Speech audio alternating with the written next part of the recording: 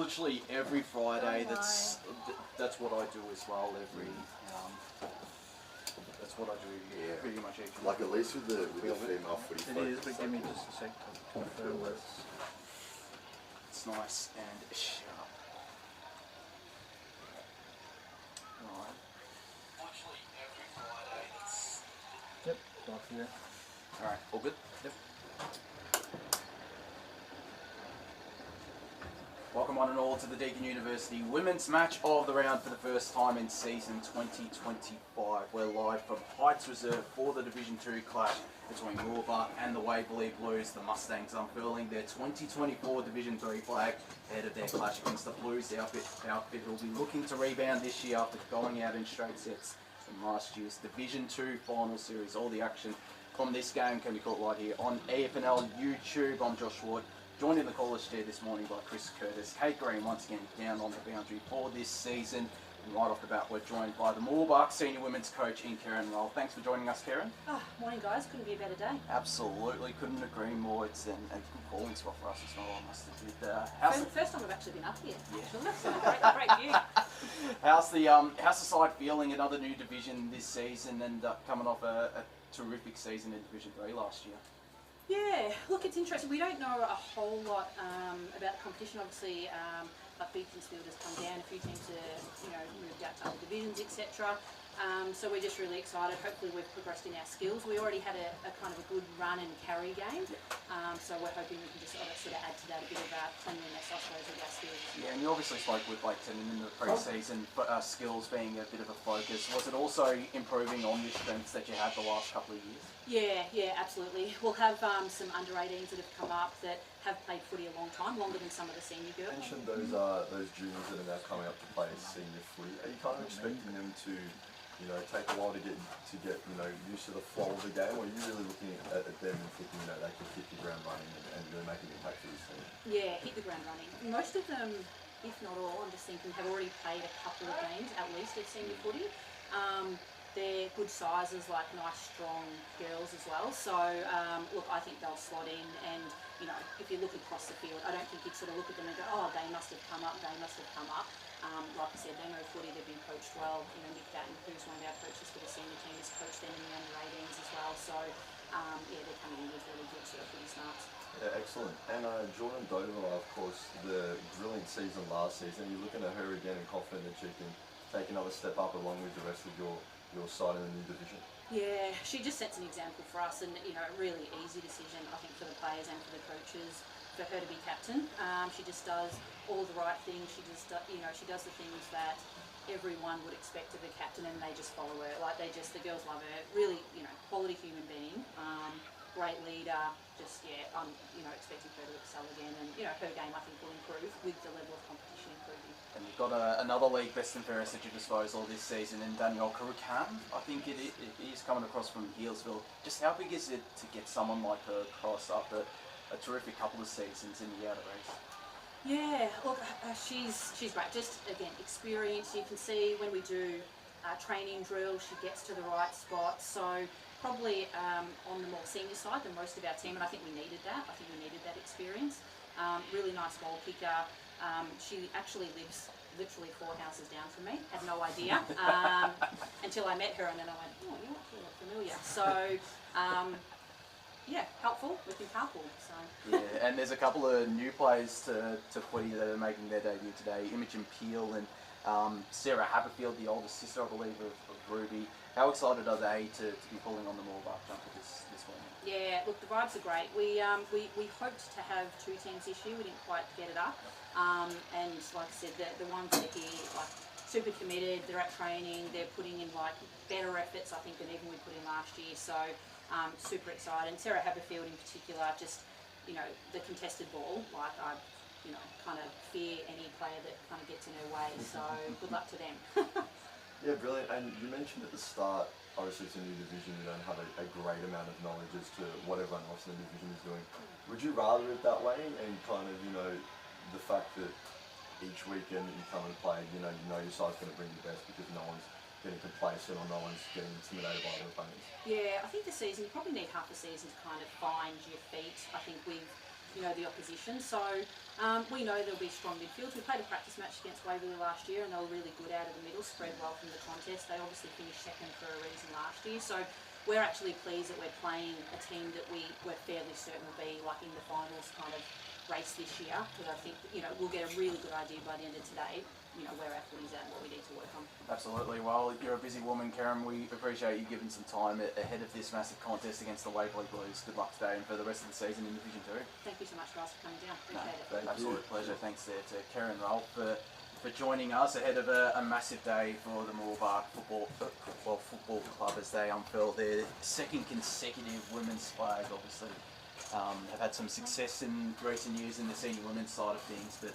before we're joined by Clint, Chris, it's great to be back all alongside you after we did Mooroolbark's grand final last year and covered the Division 2 grand final as well on the final day of the season. Yeah, no, it's definitely right, Josh. And it's great to be back, especially here at Mooroolbark Heights Reserve. I mean, I don't want to take too much of Kate's thunder away as we throw to her around the grounds in a bit, but I mean, the playing surface looks absolutely amazing. The sun's out. You're right, we were here.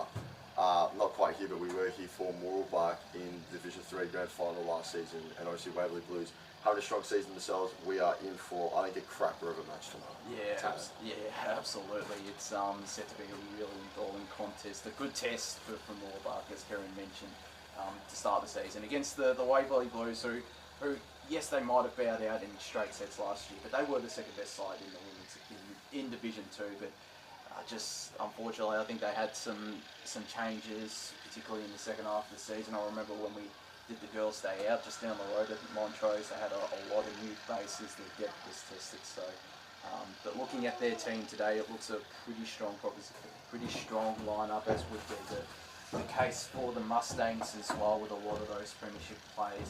A couple of those premiership players aren't playing in this side, but we'll switch gears once again to the Waverley Blues side of things, because we are now joined by the coach of the senior women's side in Clint Martin. Clint, always a pleasure to have a chat with yourself ahead of a massive contest and a massive season ahead, no doubt, for the Waverley Blues. Yeah, thanks again. It's been great to be matched around first game into the season, so it's great for our club and great for women's footy. Yeah, it's exciting to see the Waverley Blues once again in action, especially after last season. How are the girls feeling going up against the Mooroolbark side coming up into the division? Yeah, I think we're a little bit, we're looking at them. We've been a pretty good team over the finals series last year, and they've shown some form with winning the flag, and obviously playing on their ground. And we don't look at them as coming up, we look at them as a general contender, and we'll take every game as it comes. So the girls are feeling okay, but it's a big ground, and we'll see how it goes. Hot day, which is so interesting in March. We're in a 30-degree day, so it'd be interesting to see what happens in the last quarter. Yeah, absolutely. What has the off-season been like? Has the heartbreak of obviously going out in straight sets driven the group throughout this pre-season, and will it continue throughout this season?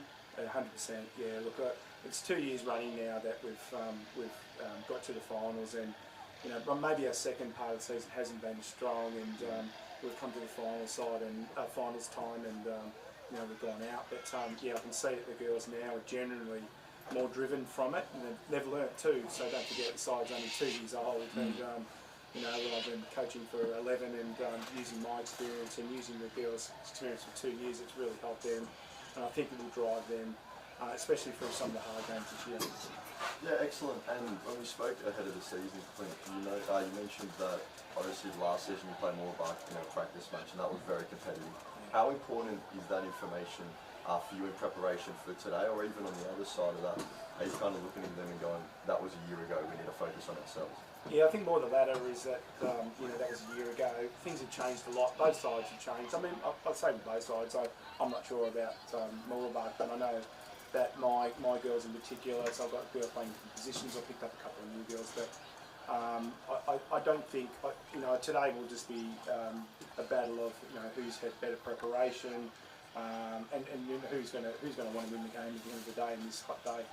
Yeah, terrific. And you mentioned that over the last few seasons, maybe the second half of the season hasn't been as strong as you'd like it to be. How important is it then to bank the wins now from round one, such as today?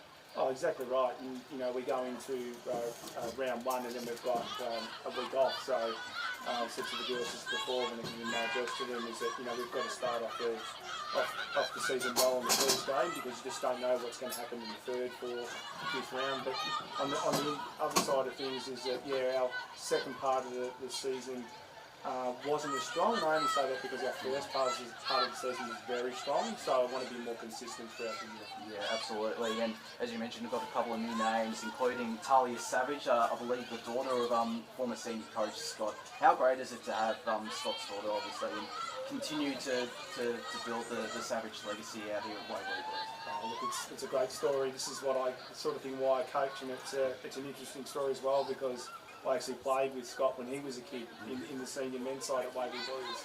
So to come around, be a senior women's coach and coach his daughter, there's not too many times I don't think people could say that. But it's really, really great, and great for the club that we can attract a young player from another club that wants to come and play at the Blues. Yeah, and Kelly Harding as well, making her debut. How have Talia and Kelly fitted into the group this off-season? Talia's just slotted in so seamlessly, and obviously Top's having that connection with the father and Waverley Blues. Yep. And Kelly's one of our netball people, so she's come across from netball, and she didn't know football at all, didn't know how to kick a ball, didn't know how to bounce a ball, and now she's got her first game in senior women, so it's a fantastic story. So Clint, without giving too much away, obviously, how can we, from your perspective, expect this game to play out? Obviously, you've got some prolific goal kickers in your team, the likes of Stephanie Peacock and Elise Bulls. Are you backing your offence to get on top of Mooroolbark early, or how are you looking at this game? Yeah, look, I'm quite happy to say that I've said to the girls, we need to mark early and get the score on the board to put the pressure on the other team. The girls, the forwards are there, but I've also got good defence as well in relation to the game today. So quietly confident, but I think it's going to be a tight tussle. Yeah, absolutely. Well, you're a busy man, Clint. We really appreciate you giving some time again out of your pre-game and having a chat with us before this massive contest out here at the Heights.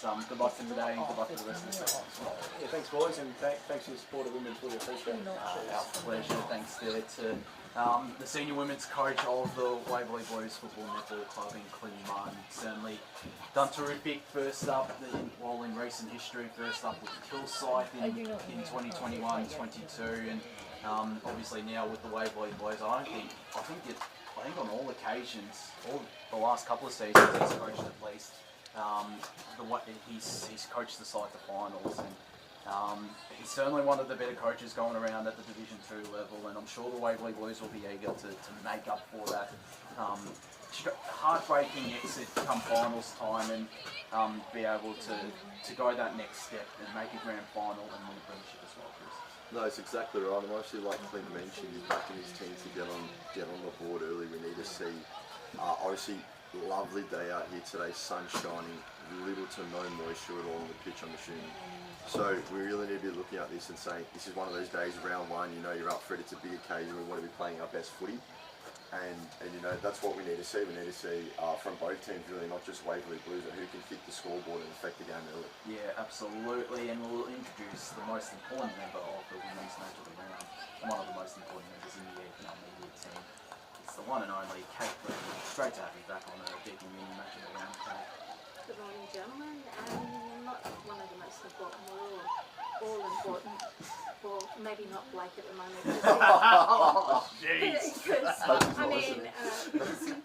Hey, he ran away and left us to go to New York. How rude. Oh, hello to Blake if you're tuning in. I know he'll be tuning in later to the Eastland match of the round, which is just... You know you love Blake. We all do. I'm looking forward to this game. We only really saw Mooroolbark in the finals. Waverley, we followed a bit with a couple of matches in the round last year. I really felt for Waverley going out in straight sets, but I think both teams are going to have a really good game together, and I will leave it to you guys. Yeah. I'm off to the boundary. Well, quickly, before you go to the boundary, your tip is obviously in the record. Waverley Blues still sticking with them? I'm still sticking with them. Sorry, Karen. That's all good. As the toss is just about done. In fact, it has been done, and the Waverley Blues will be moving to the left of the screen, or to we'll call it the playground end out here at Mooroolbark Heights Reserve. Mooroolbark will be kicking to the right, or to the southern, we'll call it the scoreboard end out here at the Heights Reserve. I took the Waverley Blues as well in the record. Chris, who's your tip for this game? I'd love to go different and split the gap here, but I'm going to go Waverley Blues as well. I don't think by a lot though. I think obviously if this game would have been more than a 2-kick game, I'd be quite surprised at the end of this. So in saying that, I'm either going to look like a genius or a bit of a mug at the end of the game, but we'll see. I think it is going to be close because these teams, like Mooroolbark's coming over, winning the grand final.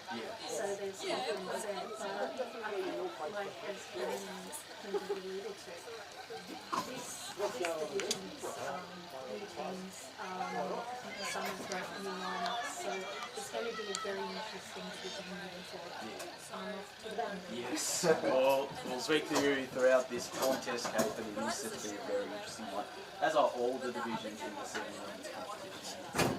Certainly exciting times in the women's competition with the 5 divisions, some new sides as well. We'll keep you up to date to all the around the ground scores as much as possible throughout this contest. But we're all set for this Deakin University women's match of the round out here at Mooroolbark Heights Reserve. It's a new ruck for the Mustangs. No Lily McDonald this season. She'll be going up against Emily Harvey. Certainly had a great season for the boys. The vice captain as well of this Waverley Blues side. Teams are slowly moving into position. A decent crowd out here at Mooroolbark Heights. So if you're around the area, get on down and catch what's set to be a really good contest. Of course, stay tuned right here on the EFNL YouTube stream. But it'll be Chris Curtis who gets us underway for season 2025 of the women's competition. The ball is up and we can officially say welcome to season 2025 in the Deakin University Division 2 competition. As the ball is spilled out of the right contest early, plenty of bodies around the footy, picking it up and getting a kick forward with Mooroolbark. Ball spilled off hands, still no clear contest or clear winner of the footy. As it now looks like we'll come out for the corner, managed to get away from the tackle, still going, darts back the other way. Kick with shallow entry though, and will be intercepted by the Waverley Blues. So Mooroolbark with the first kind of territory of the game, but the kick will go up off the hands of Harvey. It was a bit of a big hit earlier. Welcome to the footy season officially, as Waverley Blues now looking to clear their lines, but there's tons of yellow and green jumpers around the footy. Looking to bring it out as a kick going towards us, just below us here on the boundary line. Looking to bring it out on Mooroolbark though. Now Bella McMaster going for 50. Bit of a contest down there off hands. It was on the hands of foul zone now with Bonnie Smith-Anderson. It's coming through. They're going to receive possession though, and there's a whistle that will favour the Waverley Blues. I think that was a throw, and it's to Renee James. So Renee James, club best and fairest last season. To look to clear a line. She was massive in a few of the match of the rounds that we got down to last season. That's what Emma White in defence as well. Their attack is strong, but the Waverley Blues defence is equally as strong. Exactly right, as the Rucks will be there working and this cut will be won by the Waverley Blues, but again it's Mooroolbark getting hands on the footy. So while the Blues are trying to clear their lines, early on there are a lot of Mooroolbark jumpers around the footy. As the Rucks will apply their craft again, bodies drop around the footy, believe the umpire will call for it, and they will. So a lot of stoppages early on, not quite anyone able to use the space we have here at Mooroolbark Heights Reserve. So Rucks will go out of again to this tough kick. Wheeling away with Bella McMaster, who looks to get it inside forward 50 will do so. And will find the chest of number 13, Danielle Carrican, who, like we mentioned in Pregame, debuted for Mooroolbark today, but was a 2024 league best and fairest in the Outer Eastern Football League. 98 goals. 98 goals last season, Josh. I think it's in her senior career actually, the 98 goals. So Right. In her career, we don't want to get too ahead of ourselves. But here she is. Kick is on its way. My drop short was just touched on the line. So Mooroolbark hit the scoreboard first. One behind plays Waverley Blues yet to score. Looked good early on, have the Mustangs in their first Division 2 game.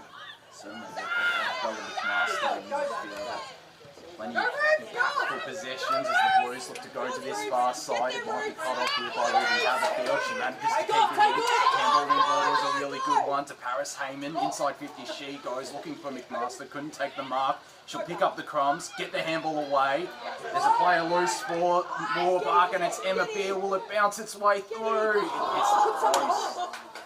She's not a noted goal kicker over here. She just fell short of getting one on the board there. It's 2 behind Mooroolbark. Waverley Blues yet to score. We've played 3.5 minutes in this first game. Deakin Uni matches around. So Waverley Blues will look to gain some territory now. They've been locked in their defensive 50. This whole game, as it stands, it was off the hands of Emily Harvey. He's been doing the ruck work and he's been doing it like that. No, just on the edge of the arc, Mooroolbark will look to repel. Great tackle in there by the lead Paris Heyman. We'll have another ball up just inside the forward 50 accurate Mooroolbark High Reserve. She had a good start, Paris Heyman.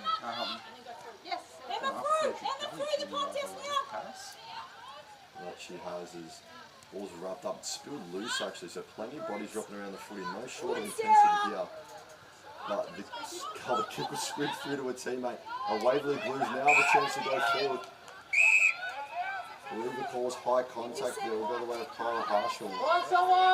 Who was just looking through the lines and maybe feel a bit hard done by to get that call because she was breaking through at that. They'll have a chance to set up numbers in front of the footy now. And it's of Paris from Mooroolbark again. And it's just been ripped away by Emily Harvey. And a chance to go forward now around the footy is Lucy Milker Raiders. Sock it off the ground, there's a few chasing there. It's almost a 3v1 in there for the Mooroolbark defender who will win out. Ball's been brought to ground. There's still tussling in there. And umpire call for a ball up. So it was Paris Heyman there before, Mooroolbark player who's had quite a bit of impact in this game early on. As has a few of her teammates as the ball goes up, or maybe 25 out of the Waverley Blues goals. And they'll look to bring it out now, Mooroolbark. No one able to take a clean possession. There's still many bodies around the footy. The kick was from Jacqueline Gunn. She's dropped short. Through a lot of scrappy footy now. Whether it's Renee James, throws it on the left. Looking to go around the corner. It was up the hands of the set by Taken. And the play on straight away. And it'll be turned over straight back to Renee James, who will take the mark. Maybe some 30-35 metres out. Little to no angle here. And a chance for Waverley to get themselves on the scoreboard. Renee James not wasting any time, trotting in. Throws it on the right, kick march up a big short in the square. And there's more or less of an uncontested mark in there, which the Mooroolbark dugout won't take too kindly to. But the mark was taken by Jacqueline James. There's a bit of work done in the forward line there. I think it's Madeline Flood actually. Madeline Flood it might be. So the kick is on its way. And that'll be the first major of the season here. As the kick sails through from maybe 10 metres out. Waverley Blues take the lead. Mooroolbark 0-2-2 plays Waverley Blues 1-6. Played 6.5 minutes on the first quarter on the scoreboard. I was going to say, it did look like Madeline Flood. I just can't, I don't think you can see the rest of the three on that number of hers. It looks like Caroline Gunn is right in front of us in the wing position where in the Mooroolbark coach's box, right above the Mooroolbark bench as well, as we cross down to Kate Green on the board. Thank you there to Kate Green. So Madeline Flood first on the board as we get set to go in the middle of Heights Reserve out here at Mooroolbark. We'll win this clearance for the Mustangs through. Kiara Delaney. Kick will be cut off though. And sent to near half forward. Looking for Harshaw there. There was the Waverley Blues. Couldn't get it to her. And the Mustangs will try to repel, although breaking a couple of tackles. Stephanie Peacock wasn't the greatest handball and it'll be cut off. The Mustangs look to go in the direction of Ella Belzone, who's at the left half forward flank. Walsh will win the foot race up against Bonnie Smith-Anderson now. She has a teammate for relief and they're able to clear, albeit it might be temporary. Bounced in favour of the Mustangs, but it eventually finds McMaster. Got a handball back. Goes down the line, looking in the direction there of, looks like Forrest. Just move this ball inside forward 50 more, but the Waverley Blues defence holds up well. Walsh in that chain. It might end in the hands of Mooroolbark now. Running onto this kneel was Alice Reynolds. Lots of her points there. Natalie's going to be Coley, the vice captain of this Waverley Blues side, and we're going to have a ball up. It'll be Ruby Haverfield going up in the right. It looks like a number 32 potentially for the Waverley Blues as they are able to clear, get it to Lucy Milkaradis, right in the dead centre of Mooroolbark Heights Reserve. She goes short for Amelia Bishop. As it were, it all began out here at the Heights Reserve. Her kick isn't the greatest. A high-breed kick going to her teammate in Jacqueline Gunn. Forward of centre for the Waverley Blues. They'll look to mount another attack. Last year's second place side in this division as they get the kick to Truce and a half forward. Renee James had plenty of it early on. Looks in the direction of Peacock up against an opponent who did really well. Peacock tries to pick up the ground ball, but clearing defence is Emily Leach on debut. Found a teammate. Forrest is there for the Mustangs. It's out on this far side of Heights Reserve as it has been for the last couple of minutes, looking in the direction of McMaster. Couldn't find her. Waverley Blues will have another chance to go inside forward 50. The tackle applied and umpire pins her. It's a holding the ball free kick in the direction of the Mustangs, who have it a Truce and a half back. Eye starting all across the ground. Decides to go straight through the middle. The intercept mark nearly taken by that number 32. Looks like we do have that on the ground for the Waverley Blues, and it'll be locked up. Centre wing far side. So like you just heard, centre wing far side is where the ball will be thrown up here as the Rucks are guarded again. Tight contest so far, slightly cagey at times here at Mooroolbark Heights Reserve. And the umpires will ball forward again. So fairly stop-start in moments. Neither team really able to get some change going here. It's scruffy footy early on.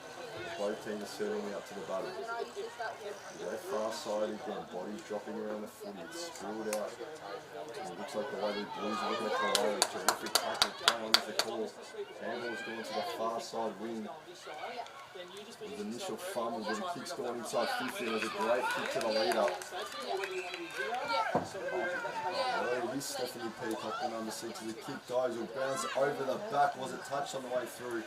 Doesn't matter, so we go through far behind our line. So Stephanie Peacock's kick only with a minor impact on the scoreboard.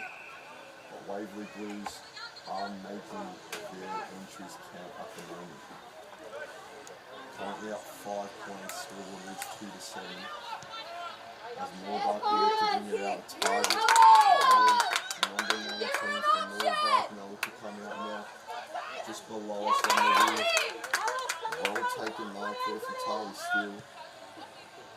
He debuts today, and we'll look back inside. Taking the contest at the mark, he played 21 off Ruby Haverfield, George Club, best and fairest last season. He'll give it off hands back to Stewart. On debut, who made Eastern Rangers, and she'll look forward. She pushed shallow, running into the got in the way. But the game will play on, never mind. Ruby Haverfield's got to go loose from the dugout as the ball dropped in away from space. Tackle on the ground, Lewis Haverfield diving. Great tenacity there shown. And the umpire will call for the ball up. The ball just dropped into a bit of space there, and Ruby Haverfield had to go. Sarah Ross guard again, thrown out of the boundary to Kate Green. as long as you got us again now, okay. Really. So the operations resumed here. It's Ruby Haverfield. He's having quite an impact in these last few minutes to take the kick. Spin out the back. Kick is kind of floating the big around the corner. It looks like the footy lined up in the hand of number 13, Danielle Karukin. The very kick will be intercepted by Talia Savage. He's on debuts, came across from Blackburn under 18 last season. Karukin around the footy again, did a tight bounce through, and the ball will go out for a stop, I believe. Or ball up, I should say. I was going to say, that might have been Savage's first touch. You might not want to remember it, but must have been. It was just still out of bounds. Hopefully there's many more to come though, Josh. Hopefully there is, absolutely. And with a player like Savage, we can expect a lot of impact in this game. Absolutely. how good her father is, of course, Scott, as Clint mentioned, played alongside him at the senior level and did a terrific job as coach to get Scott to get the Waverley Blues into finals. Exactly right. His footy drops off hand. Waverley looking to bring it. I thought it was a handball to himself. As it's Amelia Bishop around the footy, ripped away by Bella Massa, who's been terrific in the forward so far. Karuka uses her body terrifically.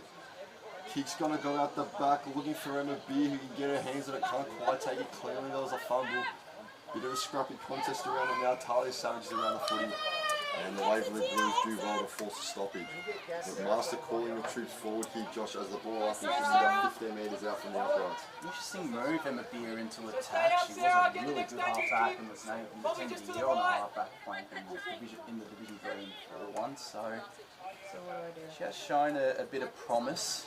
Stephanie threatened in attack as we played just under 14 minutes on the scoreboard. It's still 1-1-7 Waverley Blues. Mooroolbark 2 behind as Karukan pounced on the loose ball. McMaster is there. Going to rush it through for a minus score. Had an impact. She's probably been my best on ground at this stage for the Waverley Blues. Obviously only in the first quarter, but showing why she was the best in burst last year for the Waverley Blues. As Mooroolbark at 3 behind, Waverley Blues 1-1-7. The kick goes to the forecast side. Going up to be taken. It's 2-1 in favour of Mooroolbark. And the free kick is going in the direction of Sarah Haverfield. Cross down to Kate Green on the boundary.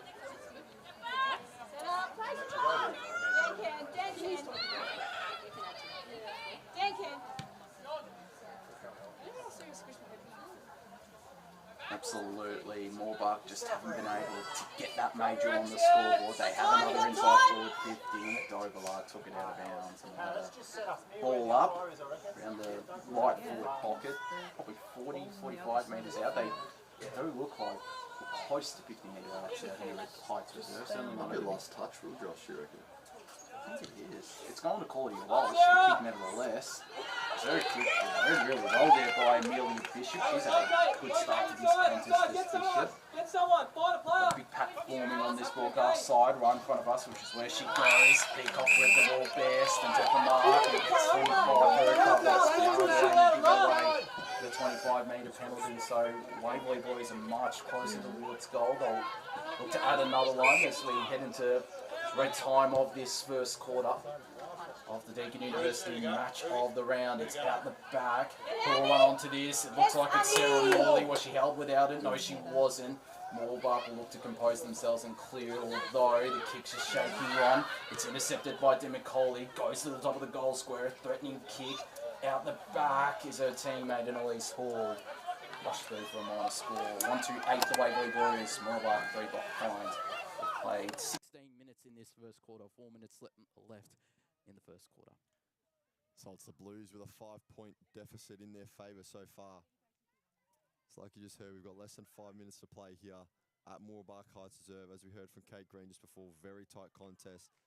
As the ball is going to spill in front of the pack. Looks like the Blues might be around it, not quite. It's going to drop out to the far side of the pack. Around the footy was number 19 in Jordan Forrest. As Mooroolbark now look to clear their lines, but it's only as far as a few Waverley Blues players. It's actually off the feet of Talia Savage and maybe lost it in the sun there temporarily, but the Blues will look to go again. Terrific defensive pressure, and it will be rewarded by Mooroolbark with the holding the ball free kick. Look to take on the world there, did Stephanie Peacock. She's certainly capable. Yeah. Maybe in that situation, bit off a bit more than she could chew. So the kick's gone to the far side wing here at Mooroolbark Heights Reserve. It's on the ground. Umpires seeing if it could play out, but will now call for the ball up. So yet another stoppage in this first quarter of this very tight contest. Like we said, less than a kick in at scoreboard reads Mooroolbark 0-3-3. Waverley Blues 1 major, 2 behinds to make 8 and a 5-point lead. As there'll be another ball up here.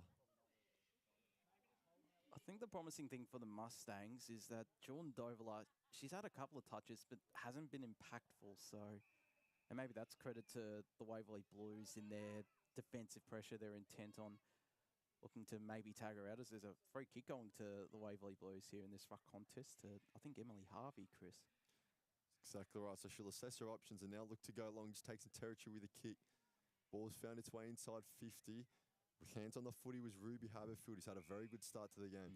And it's like you mentioned, Josh, even without Dover having a massive impact on this game, the Mustangs are still hanging in it and still have quite a few players stepping up across the ground, just not able to translate that pressure across the pitch onto the scoreboard. As there will be a free kick going the Mustangs' way here. Boundary. Going down to the boundary with Kate Green. What have you got for us, Kate? Blues lead Mustangs 3-1 with free kicks. There you go. So not a lot of free kicks really, considering how much stop-start this game has been. But there's definitely a lot of pressure out there from both teams, and now it's a foot race. Ball's dropped into open space. It won't quite sit up, but now wheeling away. Where the Waverley Blues, and it's come off 35 and Sarah Morley off hands. Now Mustangs will look to come back the other way. Finding a target there and taking the mark is Danielle Karukin, who's been good on this near side wing here, maybe playing half forward. Like I said, very prolific player in the Outer Eastern League last season, and finds a target. Was originally juggled by McMaster, but she took the mark. Will now look to go further inside forward 50. Mooroolbark looking for their first score, and it will drop in the hands of who else but Bonnie Smith-Anderson, the leading goal kicker, I believe, for the Mustangs last season. And she'll look to open her tally here in a kick that, with I think just about 40 seconds left on the clock, would give Mooroolbark the lead. So it's McMaster from about 25 out. Not much of an angle, but is pulled it left. Kick won't make the distance, actually. The Mustangs making a contest out of it, so a chance to still get a score on the board. Just got the belly of the ball and the snap. It's a bit of an awkward bounce. The Blues looking to bring it out of their defensive 50. It's off hands, and now the kick will look to take territory. It's dropped, just managed to get past Peacock, as the Mustangs will look to go again through Doverla, as we just mentioned. High kick, and it will find a target for the Mustangs. So the call is take your time and have a shot, but it was a quick routine. It's just going to drop. The intercept mark was taken by Talia Savage, as the siren rounds out the first quarter, not only of this game, but of the 2025 Deakin University Division 2 competition. Reads Mooroolbark 0-3-3, Waverley Blues 1-2-8. So the Blues with a 5-point lead at the moment, Josh. And the only goal kicker for the Blues is that of Madeline Flood. And for the Mustangs, they'll certainly take a lot out of that first quarter. An impressive effort in their first quarter of Division 2 footy. We're going to take a break in the Deakin Uni match of the round. When we return, we'll have Kate Green with one of or both of the coaches, and we'll bring you the second quarter of action out here at the Heights Reserve between the Mustangs and the Blues.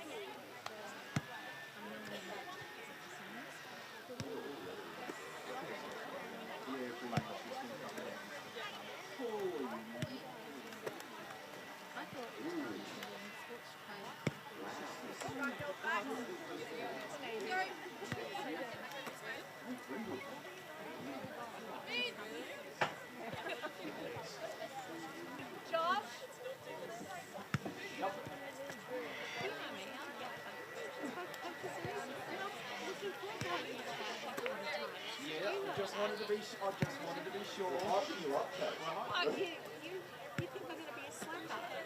No, Well, leave that for Blake. Will he be upset with me, Josh? Fun? Will he be upset with me? We'll see. He'll message. I don't know. That's a bit harsh, Kate. Nah, it'll be all good. He'll just laugh. He'll just laugh. It'll be all good. Think about it this way. He's kind of a lovable gruff. Yes, he is. Linda. I bought her. See how scared she is? Well, I bought the invite, don't worry about it. Right. I think you passed it now. I think you're okay. All right. Come on, out this way.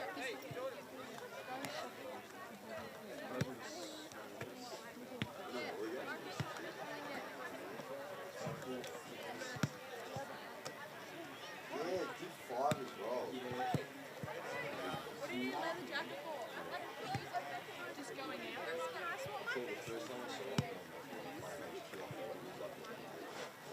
Because they had like, they didn't have big 4, but they had big 5. Like, oh,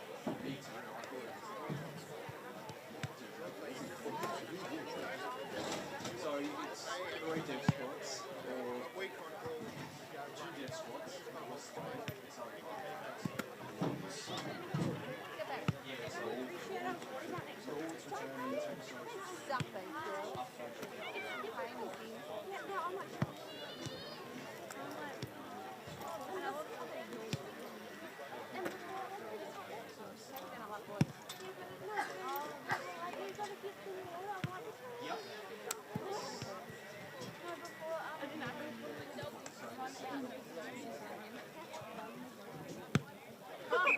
I got so scared.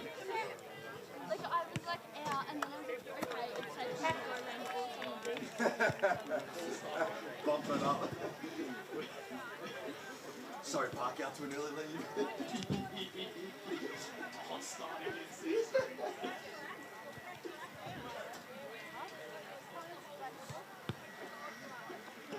Welcome back to the Deakin Uni women's match of the round, live from Mooroolbark Heights Reserve. The Mustangs taking on the Waverley Blues, and it is the Blues who lead 1-2-8 to Mooroolbark, 3 behind. Just repeating, the only goal kicker for Waverley is Madeline Flood, as Kate Green has got Clint Martin, I should say, alongside her. Clint, a little bit of settling need to be done with the girls, but otherwise, how did you find that first quarter for them? Yeah, look, I wasn't too unhappy. I mean, we're still trying a couple of different things, but, you know, we're up at the first quarter, which is good, but, you know, we probably need to break the packs a bit more. We need to hold our structure a little bit more and get the ball forward a little bit quicker. Thanks very much, Clint. All the best. Thanks to Kate Green down on the boundary. Before we get stuck into this second quarter, Josh Wood here alongside Chris Curtis as well. We'll go through some around the ground scores. We'll start, no Premier Division scores unfortunately, so we'll start with Division 1 at Knox Gardens. Knox lead 1-8 to Baldwin, 1-6. That first quarter just commencing out there. Surrey Park lead against East Ringwood 139 to 1-6. That's a quarter time score. Not too many updates from Division 2 outside of this game as we go down to Kate Green on the boundary, who has Karen Ralph. Karen, a little bit of settling with your team as well for that quarter. What is the message moving forward? Yeah, I thought we started well. Waverley, obviously a good team. They, you know, kind of got into the contest late and probably won the last part of that quarter. So really it's just, again, up the pressure again. We missed a few basic skills, I think, where we lost opportunities. So just, again, just clean it up 5%. Well, you're very even across the board, just with clearances, inside 50s and that. So that's a positive for you moving forward. Yeah, like I said, they're going to be one of the benchmarks of the competition. So I'm really pleased. They had 3 shots, we had 3 shots. Pretty even ball game for now. So let's see who can get it done in the heat. All the best. Thank you. Thank you for that, Kate Green on the boundary, doing a terrific job as always as this second quarter has got itself underway. Renee James throwing the ball on the right foot, and it was a nice looking kick, but maybe just undercooked. There's plenty of Mooroolbark bodies around the footy just looking to soccer and go on a bit of a dribble with Paris Heyman, but the ball will now be wrapped up and the umpire will call for it. So again, conditions are the same here at Mooroolbark Heights Reserve, an absolute blinder of a day. The field is looking absolutely terrific, and we're hoping that we can have the game to match it, and we have had so far in the first quarter as the kick will drop through hands. It was a great tackle on Taya Mackey. Boundary. Boundary side with Kate Green. Just further to what you said, Chris, I had a walk over the field earlier. It's beautiful. That's exactly right, and it looks like it from up here as the kick's going to go to a one-on-one contest, and looking to win out were the Blues, but they couldn't quite do so as they now come off the hands of number 19 in Jordan Forrest. with the Mustangs, and now they're looking to keep going. It's a great little handball chain there they've got there, and now looking to take distance and territory with a kick. It's a 3v3. Karukin's down there. Can't quite, and she'll get a free kick. But Danielle Karukin had a good first quarter. Couldn't quite affect the scoreboard, but now looks to set up one of her teammates. As she looks at the far side, Renee James under the footy, and will take the intercept mark. So the Blues have defended well, but really the first sign of a good bit of give and go on a handball chain there from the Mustangs, Josh. Absolutely, and that's certainly what they built their game on last season. As they'll look to go into attack, they have it at the right half forward flank. Dovelar high up and under kick, looking for Karukan. Will apply the pressure, maybe too much there on Natalie DeMcCauley. It's on the far side out here at Mooroolbark Heights Reserve. Just quickly around the grounds, out at Montrose Recreation Reserve. Montrose lead 22 to Kilsyth 6 in that contest. Blackburn early stages against Berwick. They were leading 1 straight 6 to Berwick. Yet to score in that game out at Moreton Park. Of course, all those sides playing in Division 2, with Beaconsfield having the bye this weekend. In both the senior men's and senior women's competition, as Emma Beer cuts it off, goes to the top of the goal square, bounces through. And the Mustangs finally get rewarded with their first goal, and it comes through one of their star players, Emma Beer. They lead 139 Mooroolbark. Waverley Blues 128. 3 minutes ticked over here in this second quarter on the scoreboard, Chris. And they're finally on the board, and what a way to do it. I think they just got their structure right. They remember Beer was able to be in a bit of a pocket of space, and as the clearing kick came, was just able to take it, play on straight away, and had no doubt in her mind that she could kick it. And the kick definitely showed. So Mooroolbark retake the lead here just by a point. Scoreboard reads 139 plays 128. The Mustangs back on top. And with a bit of early momentum here in this second quarter, looking to get the game on their terms as the Rucks will do their work, and there's a whistle blown. It's going to Sarah Haberfield here. It's going to Sarah Haberfield, that's correct. So I'm not quite sure what for, but nevertheless the game will continue. Ball hits the deck. It was a great take and run from Jordan Forrest, who's starting to have a bit more of an impact as this game wears on. Around the footy, looking to tap it. Other Mustangs, still a tight contest there. It was off the fist of Kiara Delaney, who was looking to just punch it to a teammate, but it was read well. As the Rucks will go at it again. Emily Harvey in there, bit of a contested tap, looking to come out with a Mustangs. Gee, absolutely bounced off Ruby Haberfield. We heard in the pre-game, you don't want to go into a 1v1 with her, and we're starting to see why. As soccering it off the ground was caught. Oh, big hit there, but it was Harshaw. It was on Haberfield. It was on Haberfield. So you win one, you might lose one here at Mooroolbark Heights Reserve. Bit of a foot in mouth moment, but now out come the Mustangs through Heyman, and the ball's on the deck. The intensity really started to ramp up here. Great footy right in front of us, Josh. We had front row seats to that one. Oh, this is magnificent as we go down to Kate Green on the boundary. Gentlemen, I don't know if you're noticing, but they're both Mooroolbark and Waverley Blues' games are very similar style. They do like that run and gun style, I must admit, and that can hold them in good stead, Chris, for not just today, but for the entire season. It's exactly right, and better than that for us right now. It's a great watch when you get two teams that just want to put pedal to the metal. So here's Mackie, who fakes one way and goes the other. Great bit of work. Kick was slightly misaimed, as it's going to get in the hands of Bella Master, who's just managed to work it out, but illegally. So Waverley Blues have a chance to repel now. So McMaster stands on the mark. They'll look just on this broadcast side. It's cut off by Mabirin, just like when she kicked her goal. She puts the foot down and runs straight away, gets it on the boot. Chance for Waverley Blues to bring it out. It was a great bit of agility work there from the Blues defenders. They'll look to bring it out through Talia Savage. The ball's on the deck. It was Jacqueline Gunn, actually, who was around the footy. Looking to get a bit of a don't argue going with Steele, who's a terrific player in her own right on debut. And they found a target here in Paris Heyman. He's been playing on the wing. He's had a lot of the footy in this contest so far. Looking for Karukin, but can't quite get it. It was offhand, so the mark won't be paid. Handball was scuffed. Karukin still there applying pressure. Ball drops. Karukin will get it. Looking to get a second of the day. And it will make its way through. Danielle Karukin on debut finally gets a reward for her effort. As Mooroolbark get their second major of this quarter, the second major of the contest, and push their lead out to 7 points. So like we just heard just before from Kate Green, both teams wanting to just put the ball down and run. And we saw it again there from Emma Beer, and after a bit of a scrap, it was Karukin who came out and kicked the major, Josh. Absolutely, she did. She's kicked 98 goals in her senior career, as we Make mentioned. that 99. 99. She's one away, and she's showing why she was a league best and fairest last year in the outer east. It's the Mustangs getting the fast start in this second quarter. 7 minutes gone. 2-3-15. Plays Waverley Blues. 1-2. Ades back up into the middle we go. The tap down, one by Mooroolbark. It's the clearance for Sarah Morley. We know how much X factor she has. Goes inside forward 50. Flood was there. So was Stephanie Peacock. It eventually ends in the hands of Flood, and there's a free kick going to the Waverley Blues.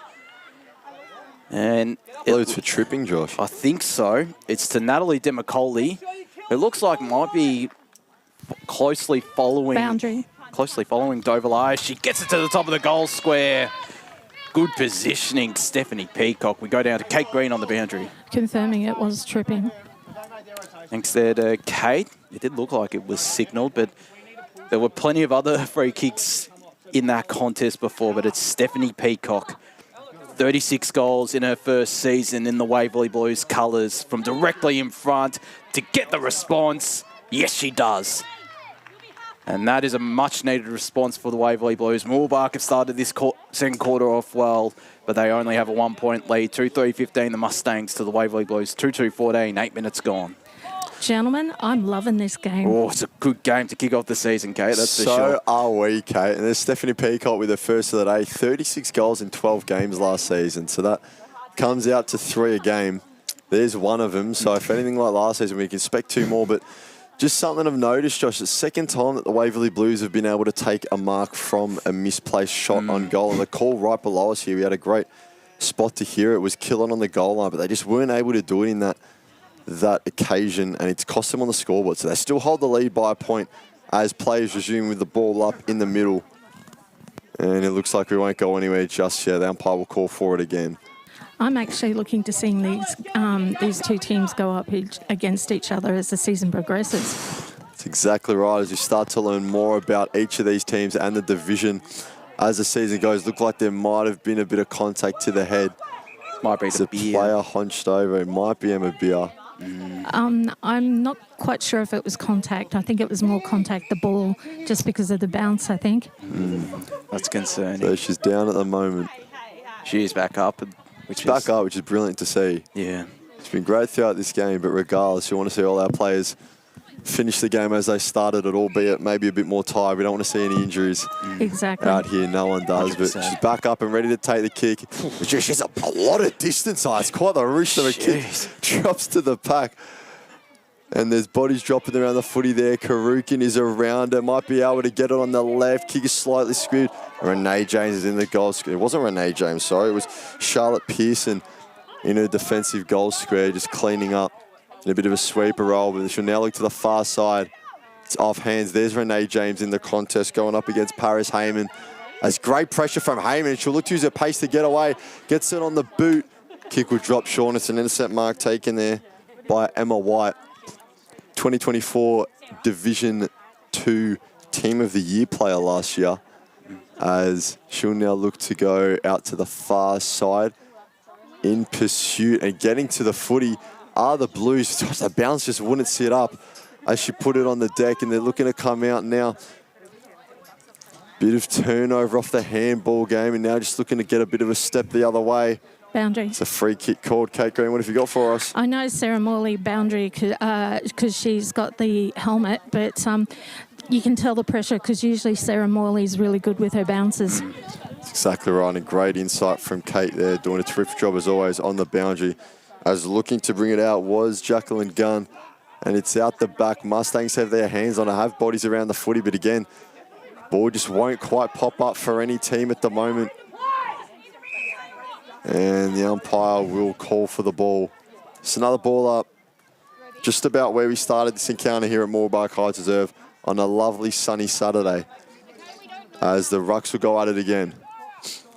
Contested tap, didn't really favour anyone. It's down to who can crumb. Morley gets it on the run. It takes a lot of territory with the kick. That's more like it. Peacock out the back of the pack. She might not be able to get to her though. The ball's just bouncing with a mind of its own at the moment. And there's a push free kick going the way of the Waverley Blues. Infringing play was Amy Freen. And it is Elise Hull with the footy in her hands. You never do that to Hull. Hull's a good kick. A good kick indeed. 25 goals in 16 games last season. The second leading goal scorer for this side. As player on the mark's about 35 out. And the kick's just got the wrong side of the ball and it's shanked off to the side. So it'll go out of bounds. It will be the Mustangs coming back with the footy. Maybe a bit of commentators curse there for Kate Green. Have you joined the club, Kate? Have you joined the commentators' jinx club? I think I might. That was actually a volley coming out of defensive 50 from the Mustangs. This game is turning into an absolute corker, Josh. It absolutely is as Morley goes inside 50. Got a player out the back. Stephanie Peacock, can she run onto it? No, she doesn't. Her opponent in Chloe Gange does. Was she held without it? No, she wasn't, according to the umpire. The Mustangs will look to clear defensive 50. Haberfield with a decent pick up. Still under pressure, though. Peacock runs onto it. Chucks it on the right. And it'll be out of bounds. Might be last touch. I'm guessing it will be. It is. And it's going to be the Mustangs' ball as the goal umpire just a casual jump over the fence. And just another thing, Josh, we heard from Kate before about the pressure. You can tell because a few of these shots on goal are just going any which way at the moment. Absolutely. You'd expect that, given it is the first game of the season. Definitely some unforced errors on both sides. Is that Ruby Haberfield down there limping off, It looks like Kate? it. Can you see? Like it, I'll just double check for you and get back to you on that. That's concerning for the Mustangs. She's had a good quarter and a half as they nearly clear this to Mooroolbark from their defence. They do, from defensive 50 at least. It's coming back though. Sarah Morley goes in the direction of Madeline Flood. Spun away past her opponent. High up and under ball to the top of the goal square. They do well, do the Mustangs. Chloe Gange, although she was a bit fumbly, looking in the direction there of Molly Batten on senior debut. Flood just shrugs her off. Gets a good kick in the direction of Lucy Milkaradis. And the assistant coach of this Waverley Blues lineup, one of the more senior-most players in this team. He's played for a fairly long time and will go back potentially and give Waverley Blues back the lead as we nearly tick into 6 minutes left in this second quarter, as it is straight through. The Blues retain the lead, 3-2-20, plays Mooroolbark 2-3-15, just ticked over 14 minutes on the scoreboard. They've mounted a response, Waverley, and they've hit the lead again, Chris. That's exactly right, and you know, Mooroolbark got the first two of this quarter and we're looking to get the game on their terms, but the Blues have stood up well and mounted a response like you just said. Ruby Haberfield, it was her that exited the field. Looked Boundary. like maybe a lower leg injury. What have you got for us, Kate? She's just off to the rooms with the trainer for further assessment. They're just going straight there. I'll let you know as soon as I know, guys. Thanks, Kate. So Kate Green's got the finger on the pulse at the moment. It's a big miss for the time being for the Mustangs. They'll want her back out as the push free kick will go against Morley. Just quickly, who kicked that last goal for Waverley? Lucy Milkaradis, I believe it was. Thank you. I'll just write that in my notes. So like Josh said, the assistant coach of the lineup leading by example. As the Mustangs look to go forward, it would drop. It was almost a brilliant touch with their feet from Bonnie Smith-Anderson that dropped the ball dead, but now the ball squibs away. And there's a free kick going in the favour of the Mustangs in the hands of Paris Heyman, who's been everywhere She has so been. far in this contest. A brilliant game from the number 9. She sets her options, looks for an entry inside forward 50, balls out the back of the pack. There's a few around at once. Mackie can't quite get to the footy. Off hands of Charlotte Pearson for the Waverley Blues as they're now still looking to bring it back. They get it out and the snap is on its way around the corner but would just be pulled wide and helped over the line. So another behind for Mooroolbark as they cut the deficit down to 4 points. Still just a kick in it, as the Blues will look to bring the ball out of their defensive 50 and the kick will fall just short, but underneath it, taking the mark, I think was Abby Seravac. And she assesses her options now. Pack formed in the middle of the field. It's over the head of Mackie. Terrific kick to find the target from Seravac there. put it to her teammates' advantage as they'll now look to go up the middle of the ground. Underneath it is Morley, who would take the mark. Thought about playing on, but was well held on the mark by Chloe Gange. And now Morley will go forward. Gets a good bit of distance on the kick, and as a result, it would drop out the back. Delaney's around it, gets hands on the footy, gets it on the boot. Looking out the far side, just beneath the scoreboard. And I believe that'll be going Waverley Blues' way, as per the last touch rule. Renee James with this kick, Chris. So it's James down there, influential as always for the Waverley Blues, wheeling around to the right. She looks to take territory. It's a deep entry. Will drop out the back again. And reading the ball best was Elise Hull. So Waverley Blues managing to get a good bit of distance on their kicks, and as a result, their forwards have adjusted, getting out the back of the pack and able to make plays so far. Do we dare say anything? Elise Hull, 20 metres out on a slight angle, 45 degrees, maybe. She makes no mistake in that one. Kate Green managed to not jinx her on that. I was looking at my notes thinking, I'm so sorry. I was sure she'd already had a shot on goal. Harsh, guys. Harsh. But she gets her first major of the day. Okay, I've joined you lot in jinxing people. I'm not doing anything anymore. So we didn't say anything that time, but we're not going to take credit for the goal. It was a great mark and a great kick to match from Elise Hull. 25 goals in last season's campaign, and gets her first of the season this one. Boundary. Yes, Kate. Just a quick update on Ruby. She's still in the rooms with the trainer at the moment. I'll just wait to be notified whether or not she's coming back on. Hopefully Blues win this hit out as they look to clear both sides. It'll be the Mustangs who look to win out as a Waverley Blues player tripped over herself. Goes inside 50 through the Mustangs, looking in the direction of Emma Beer. Is that a really good take? Got Bonnie Smith-Anderson streaming forward. Instead she goes in another direction. And the mark is taken 35 metres out. Option short is Jordan Dovalar. Bounced it in favour of her. Got Sherovac for company. Dovalar was pushed off it legally. Walsh tried to get a handball away, couldn't. Ball's fumbling around, not going anywhere. For now, it's Waverley Blues who just kick it off the deck, off the ground there from the Mustangs, and the shot on goal is to the right.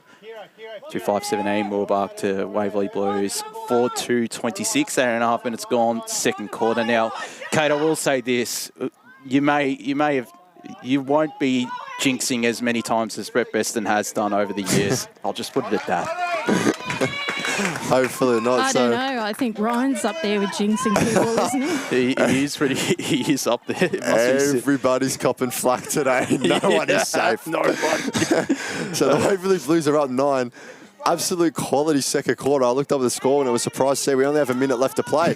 I wish you could keep going, but nevertheless, grabbing it out of the ruck was Emily Harvey, looking to clear lines. It's off the hands of 15 in Peruke, but now the Mustangs looking to bring it out. Couldn't quite take it cleanly. Was Jordan Forrest. And we'll have another ball up. Oh, it's a free kick. My apologies. So Waverley Blues just need to hold steady here with 30 seconds left. I think that might be Haberfield returning to the field. We'll have a check up just as a siren goes. As plenty of Mustangs around the footy. It was off the hands of Madeline Flood. And the free kick going the way of the Mustangs. So they have to go quick. They've got about 17 seconds to work with. As McMaster looks into the centre of the ground. It's off hands. The Waverley Blues will need to go even quicker here. It's off the hands of Dee McCauley. Spilling out the pack. McMaster's around it. Handball out the back. It's got Tatali still as the siren goes. So a much more lively second quarter. It was what we were expecting in the first, just not with the scoreboard pressure. But they've now started the scoreboard, both teams. It reads Mooroolbark 2-5-17, trailing by 9 points to the Waverley Blues 4-26. And was it Ruby Haberfield returning to the field, Kate? Do we know? It looks like she's walking out onto the field there, but don't know if you have an update there, Kate. I think she's just going to the dugout to us. So number 21, it is Ruby Haberfield. She did come back out after going to the rooms, and she's out there now with her teammates. So we might have more on that ahead of the third quarter. But like we said, 9-point deficit. Kate, what do you got for us? She rolled it, and just as a precaution, and the trainers have just strapped it just to give her some extra support and a little bit of extra confidence moving forward to go into the second half of this incredible game. That's good to hear. So just a rolled ankle. Hopefully she'll be able to continue. But you've got our magic goal kickers, Josh. We absolutely do. So it's loose. No real major goal kickers, all individual for the Waverley Blues side of things and for the Mooroolbark side of things. Madeline Flood, Elise Hall, Lucy Milkeratis and Stephanie Peacock on the scoreboard. Whilst for Mooroolbark, it's Emma Beer and Danielle Karukan, their only goal kickers. It's 2-5-17, place 4-2-26. Quickly around the grounds before we go to the halftime break. Quarter time at Vermont Rec Reserve. South Croydon lead 26 to Vermont, yet to score in that contest.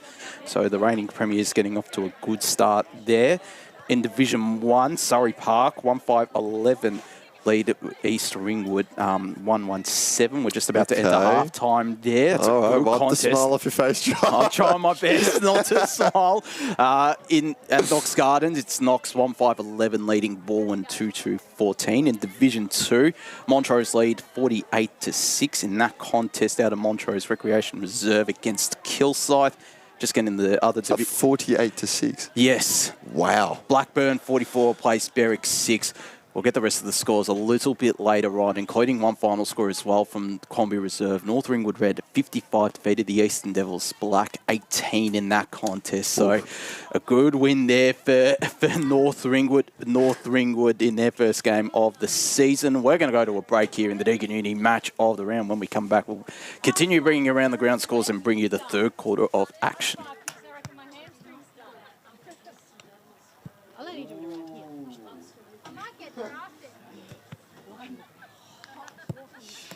It's just Sunday, there's no show.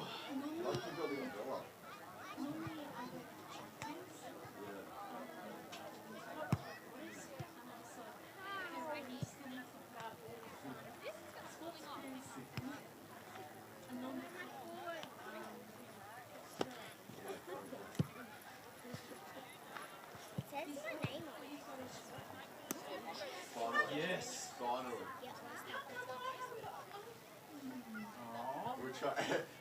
Every final we had last year was You like, got the, it was got like the getting badge, over you got the each other, EFNL logo on the badge. I need to get a lanyard for the media.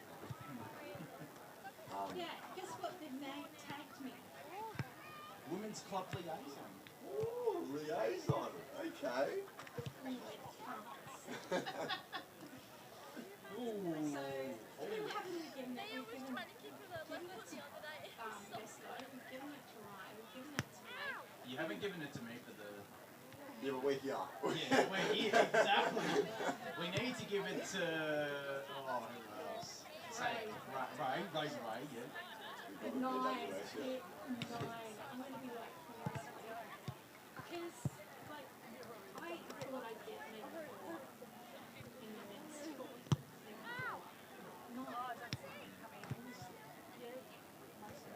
The way you laugh. And he goes, you're equal second. You did well, Kate. You know your stuff. You've been around the league long enough. Did you tip Surrey Park last week? That's what's most important. That's all that matters. That's all that matters to me. Okay, you just get a chance. Yeah, exactly. You know, poor Chris and I didn't push it to down Surrey Park. Exactly. Might as well. Go with it. Absolutely. Yeah. You know what Montrose is doing? Because I also helped them out for the year as a school street partnership. I feel like the Tracy needs. Chris and kids up here, Donda, the sister of Birch. I'm a captain. Yeah. Years ago.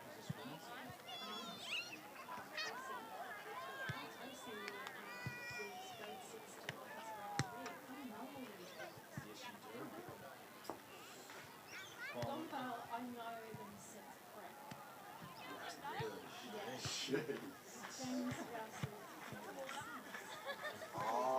See, now James is a nice guy.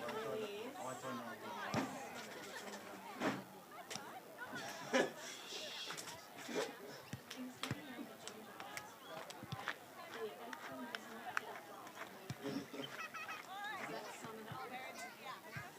think so. I know Harrison Goals might have been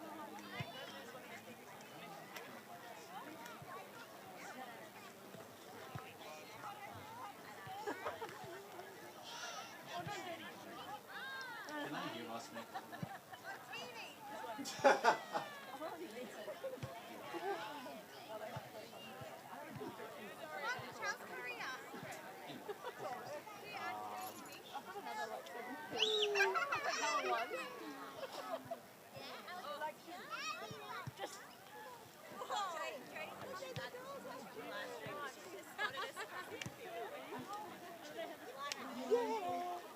Keep walking, girlfriend.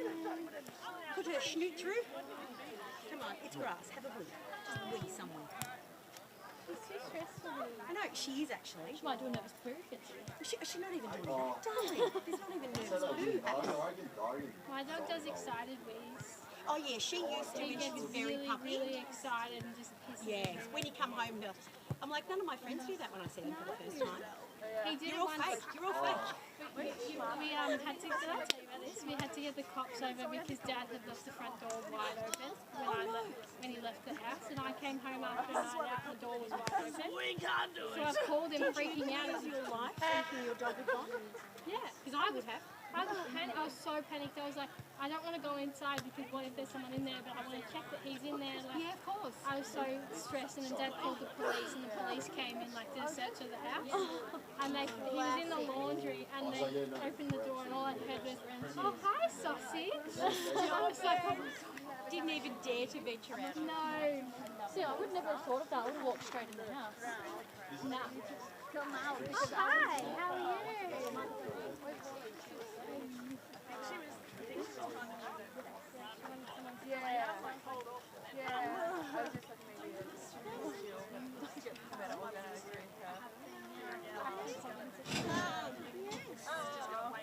But at least show me where she is, so I can put the ball somewhere. Because I said to her, I know that I can see it when you go and get it. But I think it's blur, right? Yes. It's like you got the ball. How long are you on this for, honey? The bait. Is it like sneak with my bottle? Yeah, you like. We saw. Bump. Yes, all right. That's all right. I don't remember you around that much. I met you when you were like, Keep taking it easy and do what you're meant to do. I did Steamy's focused season preview. I was talking to the coach. They're all there like, oh yeah. And we just, like, was that how is Maxie? Oh, that will go well. She breaks the fucking sound out. She's so high pitched.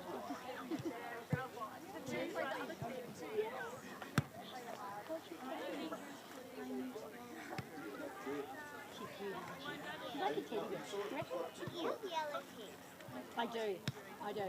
Because I got brown staining in his belly. I was very sick when I was a little bit older than you. How are we, honey? Keeping hydrated. Yeah, what's wrong with the water? Oh, stop it. And then, of course, ew.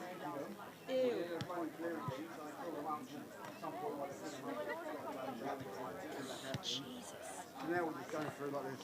At the canteen, heaps of water. Yeah. Well, you have to, you've got to keep them hydrated today, don't you, darling? Karen said that you've got a key for me for Glory. Oh, I'll worry about it another day.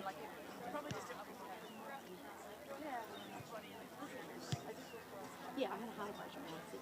Yeah. And I was listening to my teeth, I was just starting to come to Yeah. and then I had massive doses of antibiotics and Yeah. I'll just answer him.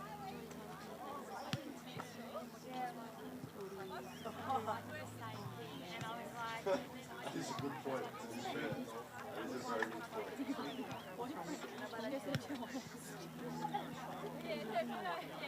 When I wake up,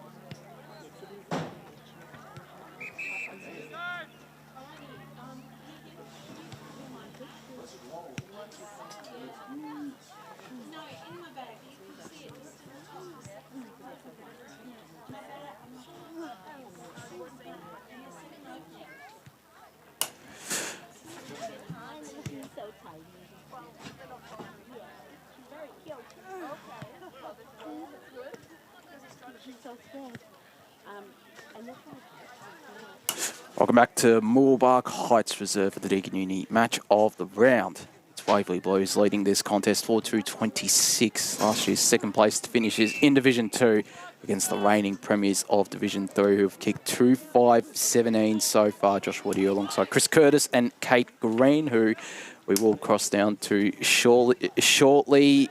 Some around the ground scores quarter time out at Tormore Reserve in that Premier Division game between Boronia and Whitehorse. It's Boronia 4-4-28 to Whitehorse 1 straight 6. They've had a pretty much a clean slate of the Hawks and have gotten off to a fast start out at Tormore.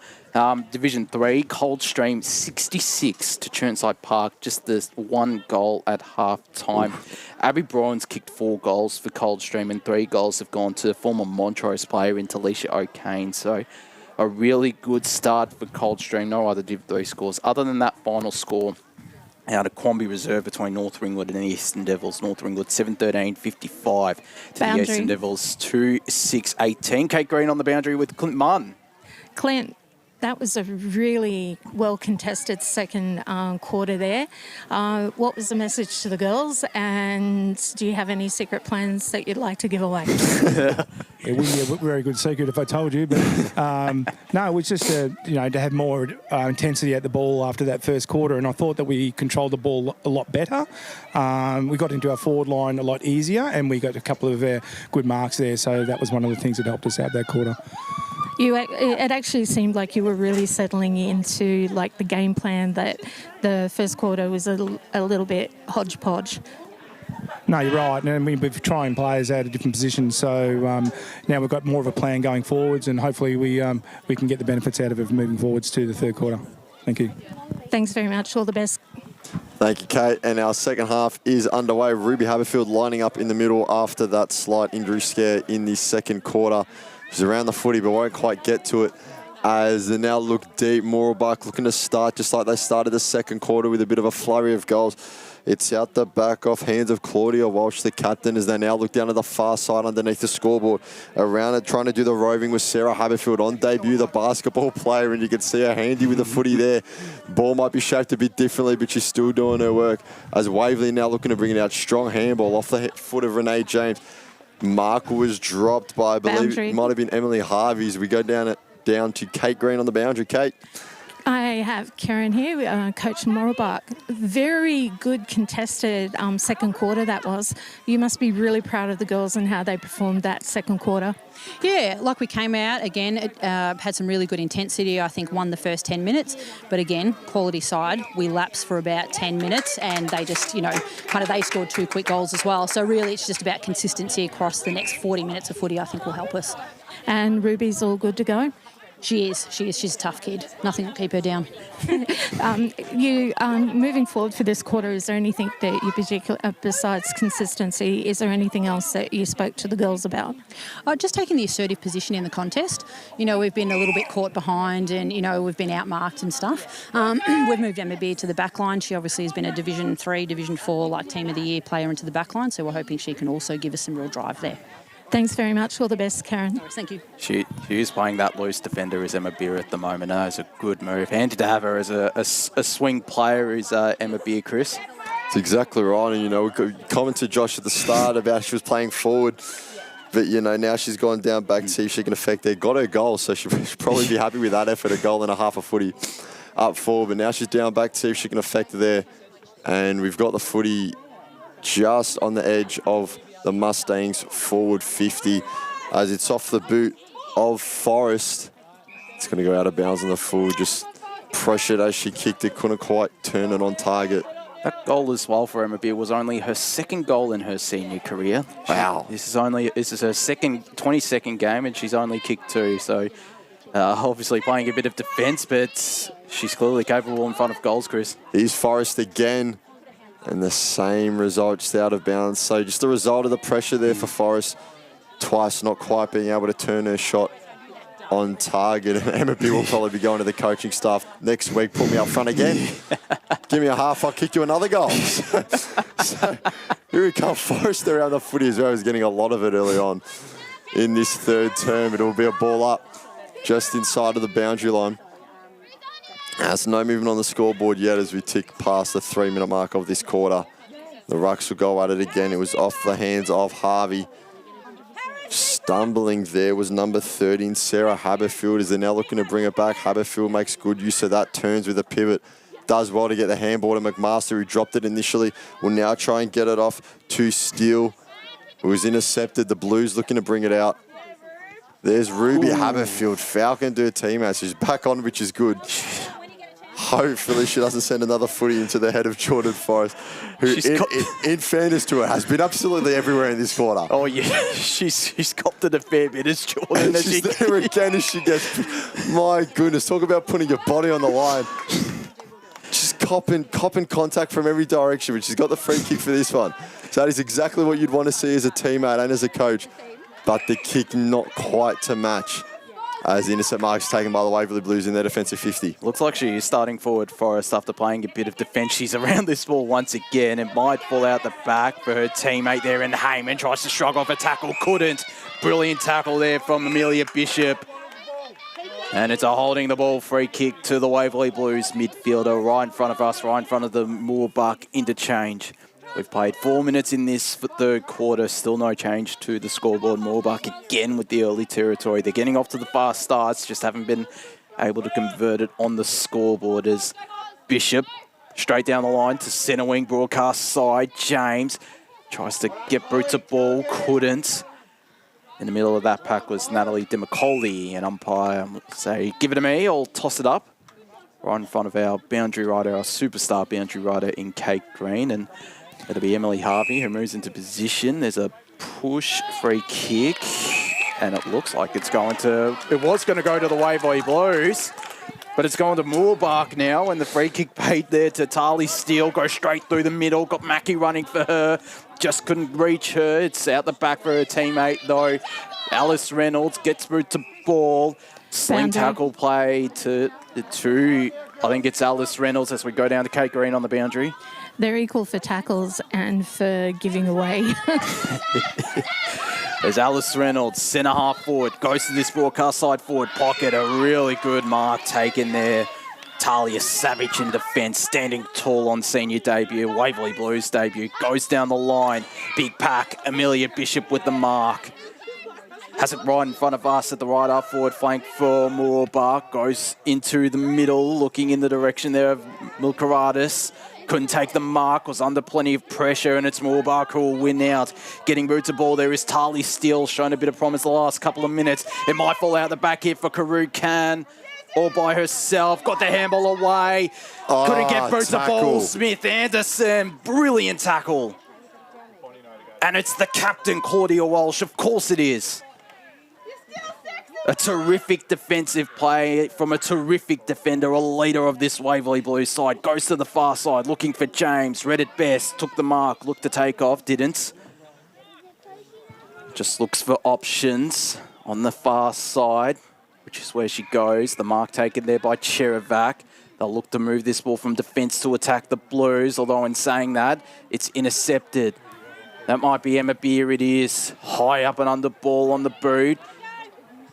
No players at the fall of the ball, just fell short of them. Chucking on the boot there was Trotter on footy debut today. Boundary. As Waverley Blues are able to repel Amelia Bishop. Kate Green on the boundary.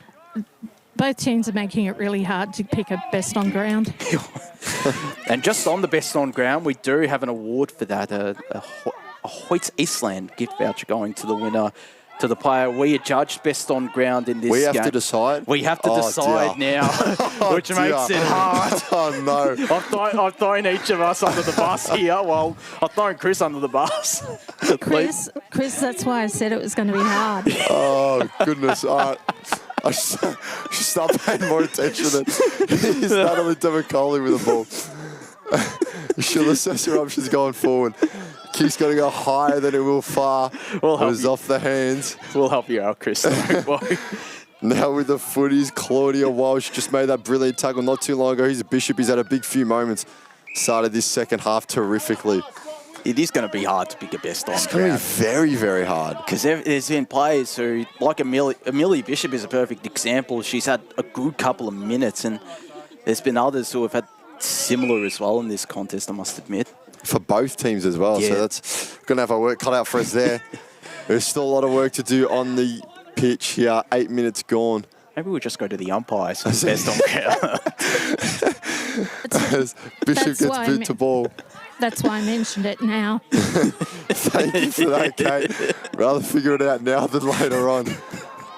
As I believe the free kick will be going to Abby Seravac, who was taken down illegally, and she'll look to get distance on the kick and do just that shallow entry into forward 50. It's a great pack mark taken there by Stephanie Peacock, who will just take a few steps back, has James on her right, decides not to use her. Ball might get out the back. No, it's off hands. Around there was Elise Hull, who couldn't quite take it cleanly. Bodies around the footy. Bit of a pack form in the umpire. We thought it was going to call for a ball up, but no, it's a high free kick going the way of the Mustangs, who will look to come down to this broadcast side now. Kick was intended for Heyman, dropped a bit short. Heyman went without the footy. Now around it again is Reynolds, and the umpire will call for yet another ball up. So Mustangs able to get it a bit further away from their goal, but not out of danger yet. Interesting ball up there is Amelia Bishop once again. Mustangs will get it forward though. Or should I say they try to repel as the Blues get it forward. Peacock's around the footy, so too is Delaney. As Peacock came up, it was locked in for too long. So the umpires call for the ball again.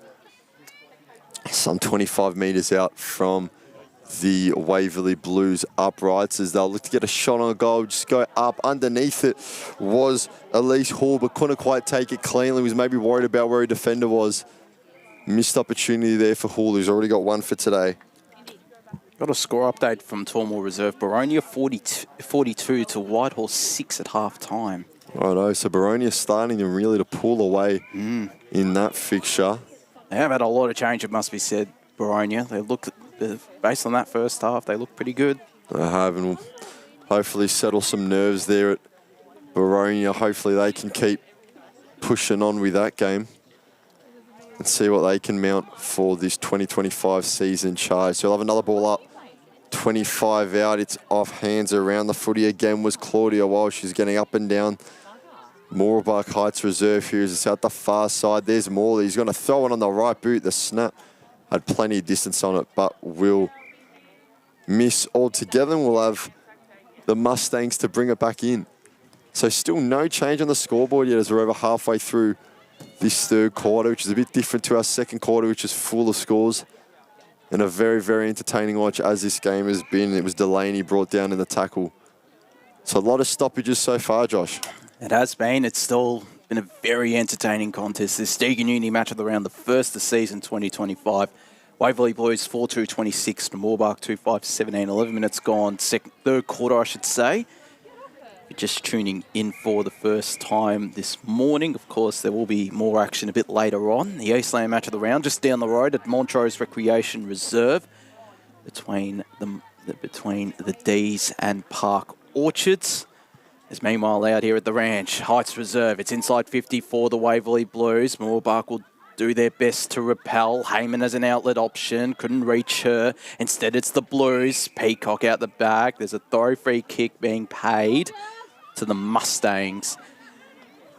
And there's an option out wide here. That option was Tarly Steele. Took too long. Heyman's loose by herself. Steele will manage to pick it up. Burns off her opponent. Goes down the line looking for Karukan, who's worked up the ground. Her teammate is also there as well. And that teammate there is India Vaughan. And it's last touch rule.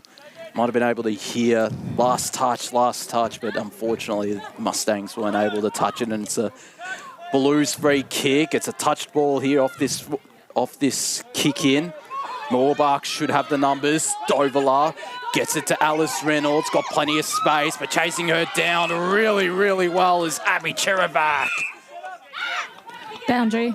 That is a brilliant tackle, Kate Green, on the boundary.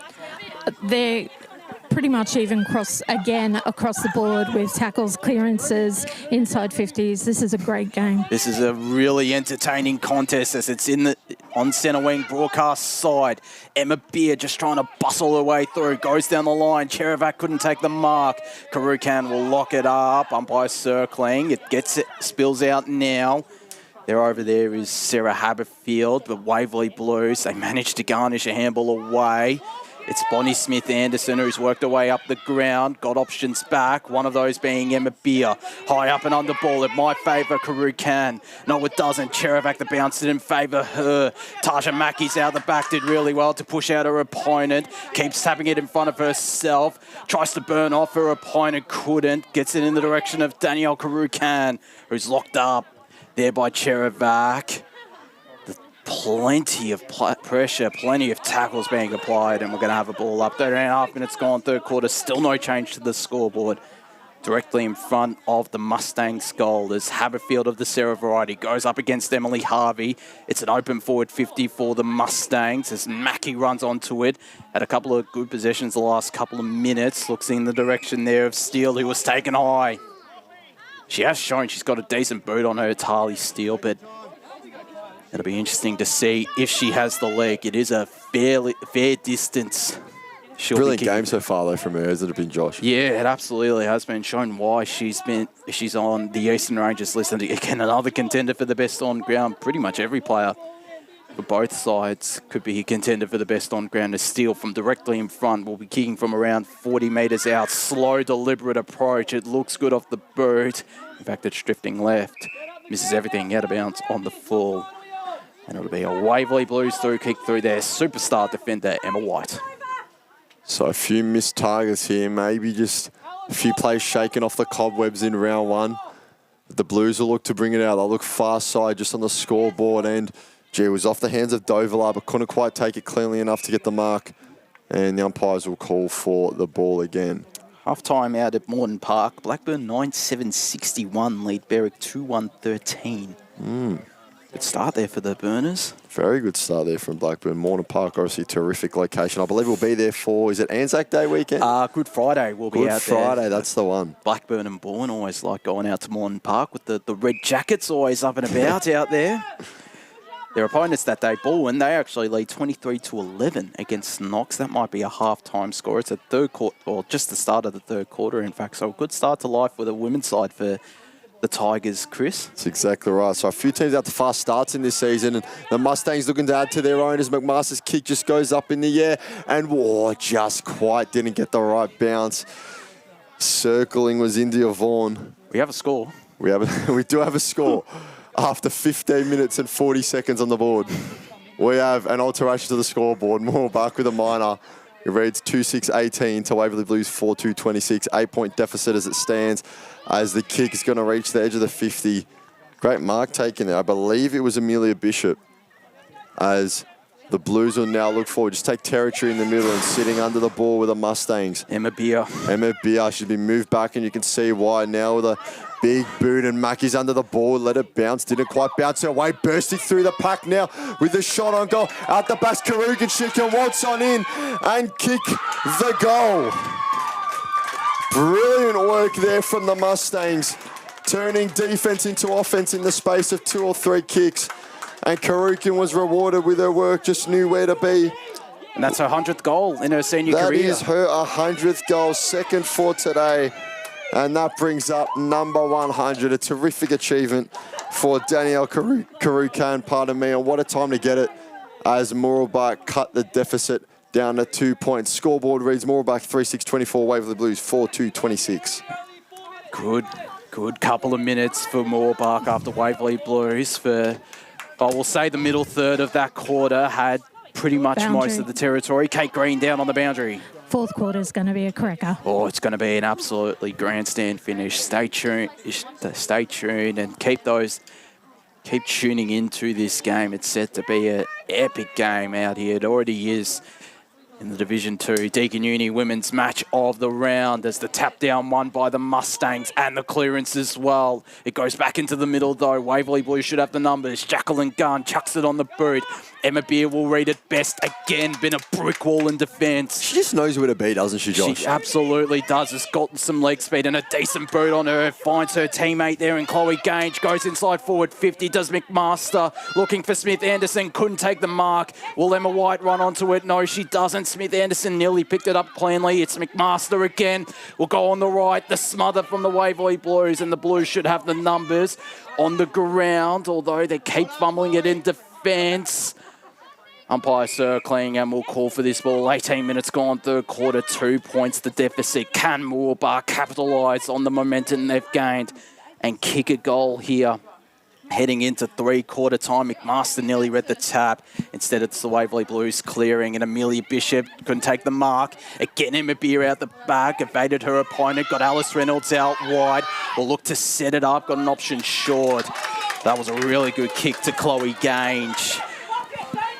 Her teammates, her coaches urging her to go to the top of the goal square, which is where she goes now. Got a player loose on the ground there. Brought down the lead. Goes the siren, ending the third term. Not a lot of change on the scoreboard there, but a terrifically fought third quarter, just like the whole game has been, Josh. Absolutely, it has been. Just going through the major goal kickers once again. It's Danielle Karukan, who has 2 goals kicked.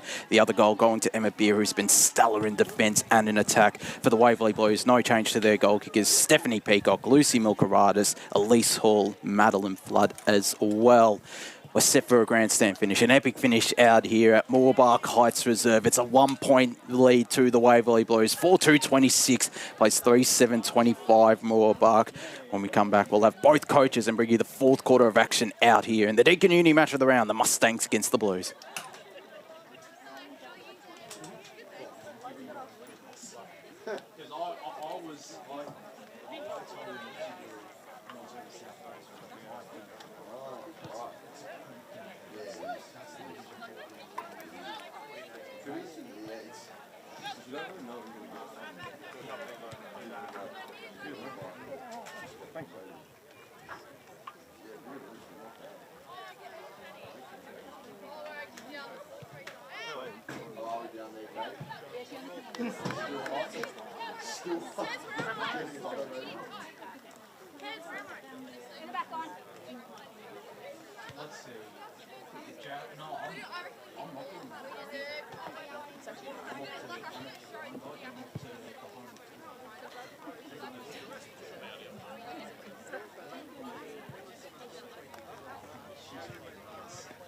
Let the cameras catch me every time I get the outro.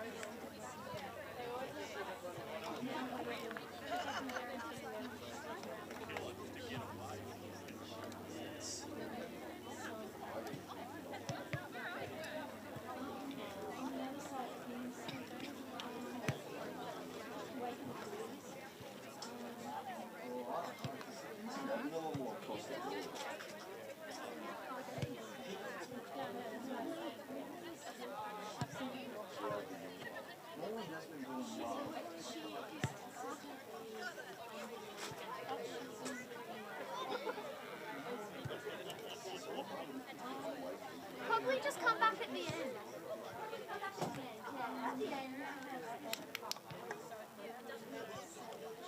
Yeah, maybe go check the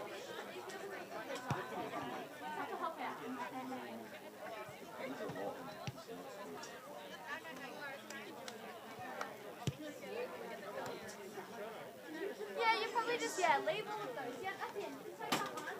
You know, that's like that. Yeah, hop out. That's like that.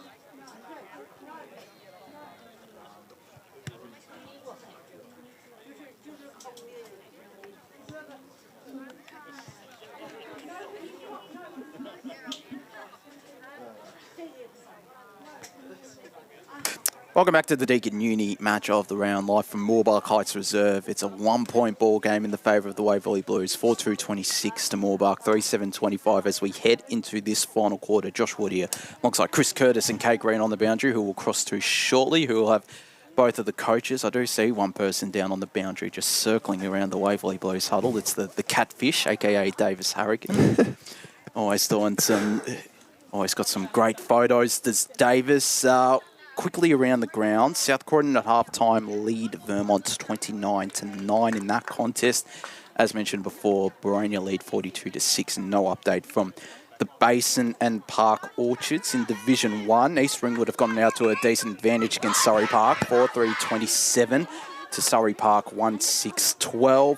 Bowen, 5-6-36, lead Knox, 2-5-17. A good start there from the Tigers to life with a women's side. We might cross to Kate Green soon because Mooroolbark have dispersed from their huddle. Division 2. Blackburn, no change to the scoreboard there. They lead 61-13. No update from Montrose Kilsyth. We'll look into Division 3 as the Waverley Blues do disperse from their huddle as well. Coldstream 75 to Churnside Park 7. South Croydon 56 to Ferntree Gully 1 in that game out at Cheong Park. Boundary. We go to Kate Green with Karen Rolfe. Karen Ralph, what an excellent move getting Emma Beers to go down back. It's made, well, we think it's made all the difference in the commentary box. Yeah, look, I mean, essentially she plays an attacking defender. So, you know, what I said to you at the start about attacking from the defence, she's the epitome of that. So that was good. There was a couple of things I thought at the start, like Geordie Forrest got smacked in the face, got pushed, thrown to the ground. She picked herself back up. She got on with it as well. So those really tough efforts and that resilience, like that's the stuff that's gold. Football is all about second efforts and picking yourself up and brushing yourself off. Any other players that stand out for you so far? I don't know if I can pick one. I mean, Tarly Steele, you know, as an Eastern Rangers young player, she's just got this, like, smoothness about the way she plays the game. But I think across the board, like I said, one person showed intensity and everyone got on board. So I'm just literally loving the efforts from everyone. Takes one and then the rest go. Exactly. All the best. Thank you. All right, and we have a 1 point game here, and we are set for an absolutely monstrous finish down at Mooroolbark Heights Reserve. 25 plays 26. Waverley Blues hold the most narrow margin possible at 1. And it's Claudia Walsh taking the intercept mark and looking to propel her team forward as she searches for Morley. Couldn't quite get it there, though. There's a pack falling around the ball. There's Beers shepherding as we'll go down to Kate Green on the boundary. I have Clint Martin with me. Clint, got any tricks up your sleeve to shut down Emma Beers? Look, I said to the girl at that quarter is it's really the game's in their hands. If they want to win it, they can really win it, but it's really up to them. Any other messages? No, I've just said that they're not doing a hell of a things wrong. It's just the case of things have just got to turn our way a little bit, and if we keep putting ourselves in the right position, we'll be there. Thanks very much. If they want to win it, they can win it. I don't mind that at all from Clint Martin. It's definitely right. It's anyone's game here at a 1 point deficit as we're just about back in the middle where we started this encounter. Chris, Clint's very straight to the point. You don't get any mucking around with him. Oh, I like it, Kate. I like it. As the boys being tipped out, I believe it's Claudia Walsh socketed off the ground. Mooroolbark have a 2v1 going for the soccer again was Paris Heyman, who's been absolutely monstrous throughout this game. Falls into the hands of Bishop, who's been just the same for her side as they look inside the 50 now. And Mooroolbark looking to bring it out, get on the left boot, was good. Running through his Peacock, had to get it away from the likes of Kiara Delaney. And now around the footy are many players. Hard to see who's down there. Someone stayed down. Looks like Madeline fired. Yep. But it's off the hands of James. The Mustangs will look to repel as play continues. McMaster's down there. So too is Bonnie Smith-Anderson. You don't really want two other players around the footy like you would these two for the Mustangs. Probably the best two they have going forward. They're combining with a handball. Smith-Anderson has to go to ground to get the footy. Now here's McMaster. Gets the hands free. Couldn't quite get the handball. Holding the ball is the call. So he said you wouldn't want two other players other than Smith-Anderson and McMaster after the footy, but the Waverley Blues did terrifically to hold them off there. And they have a chance to calm themselves and look to go again. Short chip kick into Renee James, finds the target. It's come a fair bit off her line, so the call is play on. It's kind of just below us on the broadcast side. Ball's going to bounce out. Looks like it'll be the last touch rule, will it? Just needed to be a little bit. I think it is the last. Oh, we'll have a ball up. Must have been a touch in the marking contest that saw it over the line. We were nearly in play there, Chris. Just needed to be a couple of inches higher. Could have got a quick touch. Nice call, Chris. It was a touch. Thank you, Kate. As we are down here, Walsh again has been everywhere. Putting a ball in the line is exactly what you want to see from the captain. Oh, no, ball up. ball. No, it is holding the ball. Must have been Dean to have just dropped on the footy and not made an attempt. She dropped the ball and then pulled it back into herself. So. Dropped the ball and then pulled it back in. Great insight there on the boundary from Kate Green. Well done, Kate, as a ball goes up. McMaster's in and around it, can't quite get it. It's off the feet of Reynolds. It's dropped to Steele, who feints one way, goes the other. Brilliant work. Deep entry. Could get out the back here. It's off hands. Karukin's in pursuit. So too is Smith Anderson. Great tackle from Smith Anderson. The ball's hit the deck. And now Karukin sees it over the boundary line. So terrific intensity so far to start off this game as we're 5 minutes in to this final term, Josh. And it's still 1 point, the deficit to Mooroolbark. They have it in attack. They've had most of the attacking play so far this final quarter as McMaster will look to give them the lead. And she does! She's had a brilliant game, Bella McMaster. And she gets on the scoreboard and gives Mooroolbark the lead. 4-7-31, plays Waverley Blues 4-2-26. 5 minutes gone, final quarter. That's a massive goal and a much rewarded one for the Boundary. Mustangs, Kate Green. With that goal, the Mustang box with all the players was actually quite calm and restrained with their acceleration. So they're locked in and they're composed here. It almost seems like that ball was going to take forever to bounce and decide whether it was going in for a goal or hitting the post. But it is the Mustangs who are in front by 5 now. I've gotten a honk there for that goal. Someone clearly happy over there on the far side. So 5 points the margin. If it stays this way, we'll have a lot of people with a lot of wrong tips in this commentary box. So it bounces out the way of Talia Savage, who's around the footy. Was looking to get a forward, but it was cut off terrifically by Lech, who now looks for Smith Anderson. He's been kept quiet this game. But we'll look forward. It's a deep entry. Karukin's out the back. If he can get there, no. Around the pack is McMaster as a spare, but he's looking to come out. Who's going to get hands on the wall? Smith Anderson following up from her own kick. Rilling on the right. Getting a kick. Karukin take a mark. It's dropped. It's a one-on-one there. Who wants some more? Karukin's around it. Gets it on the boots. Wouldn't quite bounce through. Ball still in play, as a matter of fact. And shepherded out, so it will be boundary. Maybe not last touch. Or what have you got for us in the boundary, Kate? Just in regards to the media team tips, I think we all need to go back to footy school. As it's brought out, kicks on its way and will just go wide. I believe that was Sarah Haberfield on debut. Handy point. Yeah, a very handy point. As there's a player down behind play, actually, that I don't think the umpires have seen it, but we might need to have play stopped here because there's a few trainers on the field. I think they might not stop play because it is on the far side, but it is very concerning. It's fair enough. If the ball comes over this way, I'll have to keep an eye, but it's Smith Anderson sending it back the other way.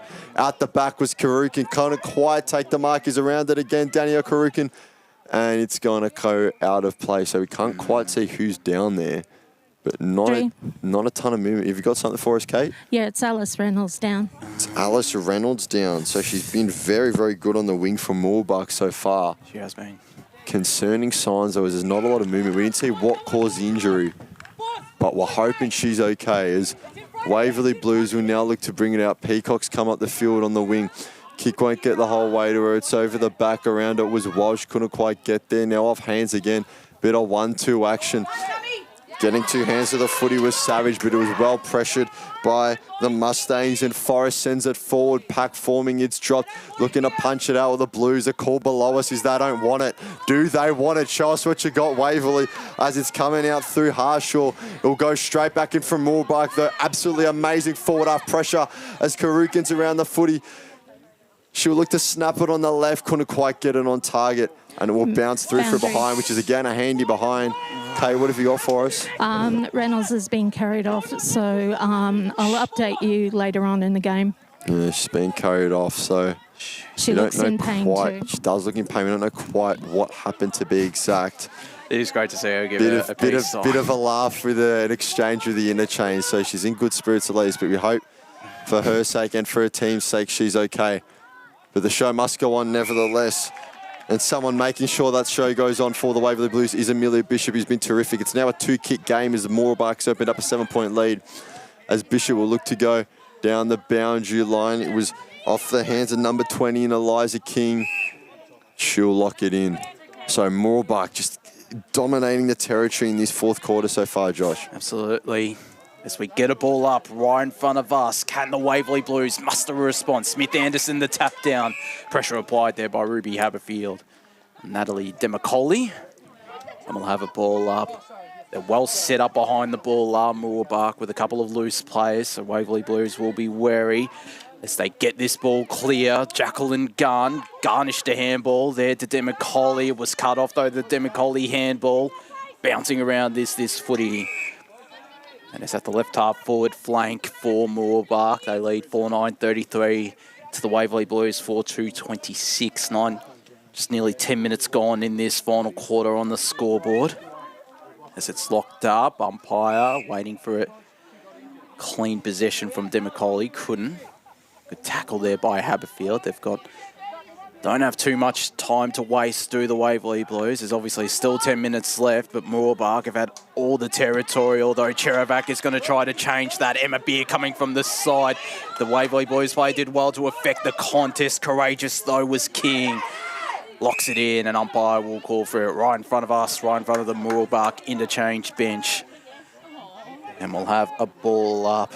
Charlie Sanders going up in ruck for the Waverley Blues. Got the tap down. Looking for Bishop, who had a good third quarter. Tries to escape, and it's going to be pinged by Dovelar. An interesting call there. Amelia Bishop certainly thinks so. It's going to go to the reigning Division 3 best and fairest winner in Jordan Dovelar. Her kick will be cut off, though. Kate Green on the boundary. I think it's because she kept moving when she was trying to clear the ball, and that's why he said, look, Her teammate, though, in Cherovac took the intercept mark. They look to move this ball to the Waverley Blues, and they will, holding the ball for a kick again, paid in the direction of Talia Savage, the senior debutante. Had a really good debut in defence as well, as the daughter of Scott goes inside 50. Beer parked underneath it. It falls out the back for Elise Hall. It now bounces its way through. And it's once again a one-point ball game, this time in the favour of the Mustangs. 4-9-33 Mooroolbark. Waverley Blues 5-2-32. 11.5 minutes gone, final quarter on the scoreboard, Chris. Massive kick there from Elise Hall, her second of the day. It's absolutely brilliant work from her, but it was the Waverley Blues rewarded for their pressure in the middle there. Came from a free kick for a hold in the ball tackle. They all swarm. We can see below us, Karen Ralph. Boundary. Just saying, let's reset from the middle. Let's keep our composure. What have you got for us on the boundary, Kate Green? I'm moving third quarter being the premier quarter to the fourth quarter being the premier quarter, particularly with these two teams. All right, so we've got a premier quarter. Is what we've been told, premiership quarter. We've certainly got a premiership-worthy finish here. Speaking of Premier, Vermont have come back against South Croydon. 22 Vermont to South Croydon 36. Good fight back from the Eagles. Very impressive over there. The scoreboard reads 4-9-33 or 5-2-32. 1 point advantage for Mooroolbark here, looking to cause a bit of an upset on their first game in Division 2 following successive promotions. And it's going to come through Jacqueline Gunn now for the Blues. Just managed to get the kick off, going back with a flight, but couldn't quite keep it. It's been hoofed forward. There's Peacock, takes the mark, plays on, gets it on the right. It's a deep entry, and will just go for a behind. All square. Levels up the scores, though. This is getting exciting over here at Heights Reserve. Elise Hall just wasn't quite there enough to take it. Davis Harrigan, I think, is making a cameo on the mic. To get this done. We haven't done Mooroolbark since the 23 premiership. Well, he is making a bit of a cameo there, is the catfish. Kate might pass on the bit of the information there, the inside scoop maybe, as it was well done from Mooroolbark to get a forward now. Anyone's game at the moment, and it's showing down here at Heights Reserve as it's out the back of the pack, looking to bring it out in the hands of Dovelar. Dropped the ball, didn't get the foot on it. Another terrific tackle, almost in the same situation that got the Blues their last major. Sorry, Blues, I was distracted by Davis. That's okay, Kate. He's providing great insights, no doubt, Lucy Davis. Milkeratus who's going to go forward. Intercept mark taken, though, by Jordan Forrest, who's been an absolute soldier here for the Mustangs. Definitely putting her name up for the best on, which I don't even want to think about deciding right now because it's going to give me a headache. But it's here off Madeline Flighty, kicked the first major of the day, gets it forward in the hands of Elise Hull. It drops. Player on the mark is maybe 25, maybe 30 metres out. Slight angle here. Hull's really come to the fore this quarter. She has in favour. She's been quietly working away, though. She has, so kick will favour the right footer. There's She'll a get bit of the a goal scuffle off the ball, though, involving Kira Delaney. And I had a bit of an eye on it. It was with Madeline Flood. Flood was just trying to push forward. Delaney wasn't giving her any room. And I'm not sure if there was something when we looked away, but now in a better position, much closer for Madeline Flood, who, like we said just before, kicked the opener for today's contest. And this will be absolutely massive if this can go through. Player on the mark is maybe 18 metres out. Dead in front, more or less. It's Flood in what will be a massive kick to give advantage. The Blues are in front now with another major. Scoreboard reads 4-9-33, Waverley Blues 6-3-39. The Blues up 6. Kate, what have you got for us? And another very quiet, restrained celebration of that goal. Both boxers are just keeping everything on the chill. They're not going crazy at the moment. But wow, what a game! Couldn't have picked media manager Ryan Long couldn't have picked a better first women's match of the round to start the season out at the Heights Reserve. 6-point ball game, 4.5 minutes left. We're into red time out here in this Division 2 contest between the Mustangs and the Waverley Blues. As back up into the middle we go of Heights Reserve. The tap down one by Mooroolbark. There's a holding free kick going to Bella McMaster, so they'll have a chance. The Mustangs. McMaster looks to go to this broadcast side. The mark taken, a really strong mark. Tali Steele. Hands of steel there from Tali as she goes inside forward 50 with a deep entry. Falls short of her teammates. Taja Mackie couldn't completely control the ball there. Chris, he had to go there. Yeah. It was a good mark, it must be said, as there's a free kick. Going to Claudia Walsh, just decides to go straight through the spine. Emma Beer has had a quiet final quarter. Waverley Blues have done well to negate her impact as they go further forward. There's a push in the back free kick against Peacock. I have to say as well, Josh, just quickly, there's 3.5 minutes left to play, and Karukin and Forrest are currently on the interchange. Karukin just getting on now, so the Mustangs need to get their best players on the field. Absolutely. It's Amy Leach with this free kick right in the middle of Heights Reserve. Goes to this broadcast side. Waverley Blues should have the numbers. It's Mooroolbark who do now, though. The handball was plenty of pressure there on Taja Mackie. Bumped off her opponent legally. Got the handball away there. And going inside 50 is Tali Steele. What a game she has had. The Mustangs should have the numbers on the ground. Karukin's out the back once again as that deepest forward. Got plenty of company alongside her. Ruby Haberfield is there. Got a handball away. Getting it deeper inside forward 50 is Paris Heyman. No mark could be taken by Smith Anderson. Out the back, it's out on the full. And it's a Mustangs ball with 3 minutes left on the scoreboard. 2.5 minutes left.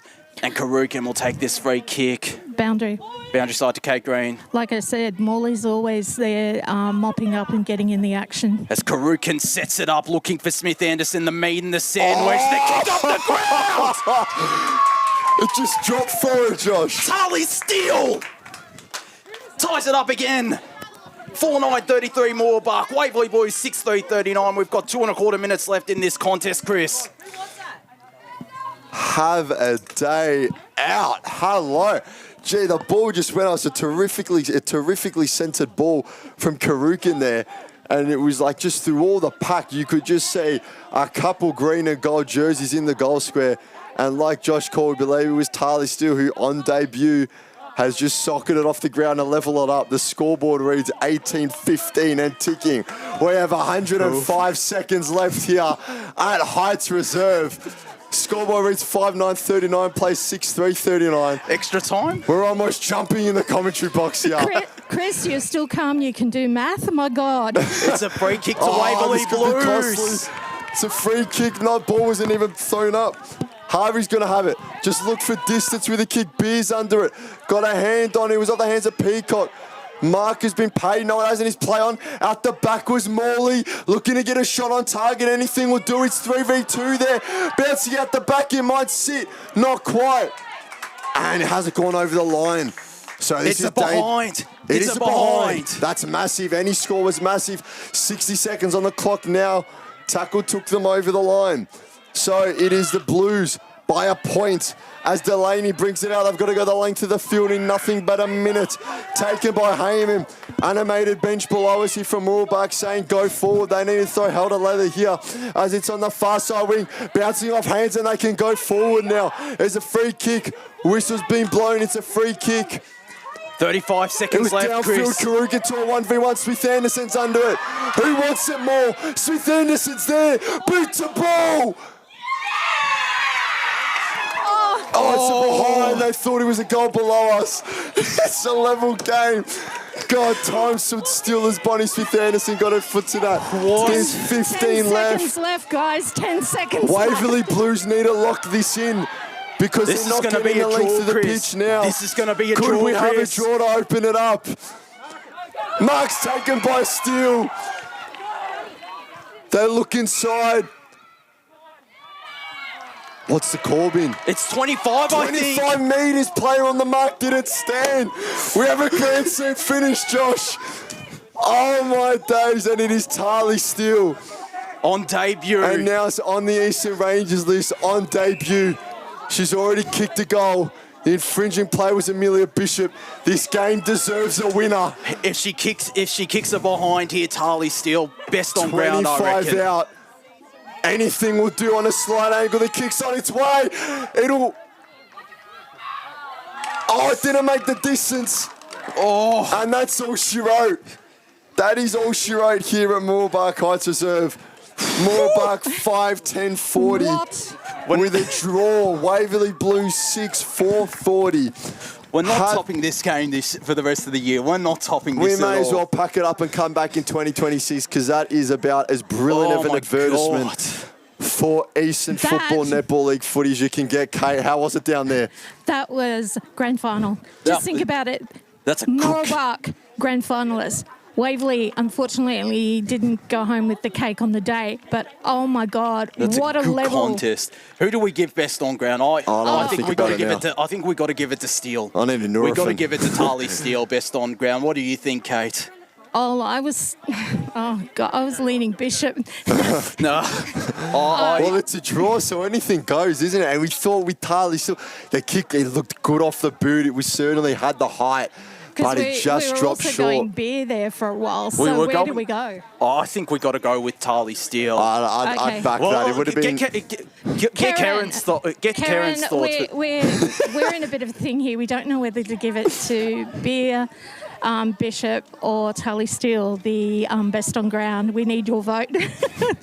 God, I can't say this in public. Probably Tarly. 4 quarters, Tarly. Yeah. We'll go with the young gun on debut. It would have been the fairy tale finish to get any score to put them over the line, but it wasn't to be, Josh. We'll get it. It wasn't to be. We'll get her on for a post-game interview. Tarly Steele was just absolutely magnificent. You can see why she was on Eastern Rangers list. Just a mountain of work in midfield. She's got one of the brightest futures ahead of her. Bella McMaster could have been named best on ground. The Haberfields, especially Ruby, was terrific. But Tarly Steele, will give her best on ground honours. We won't.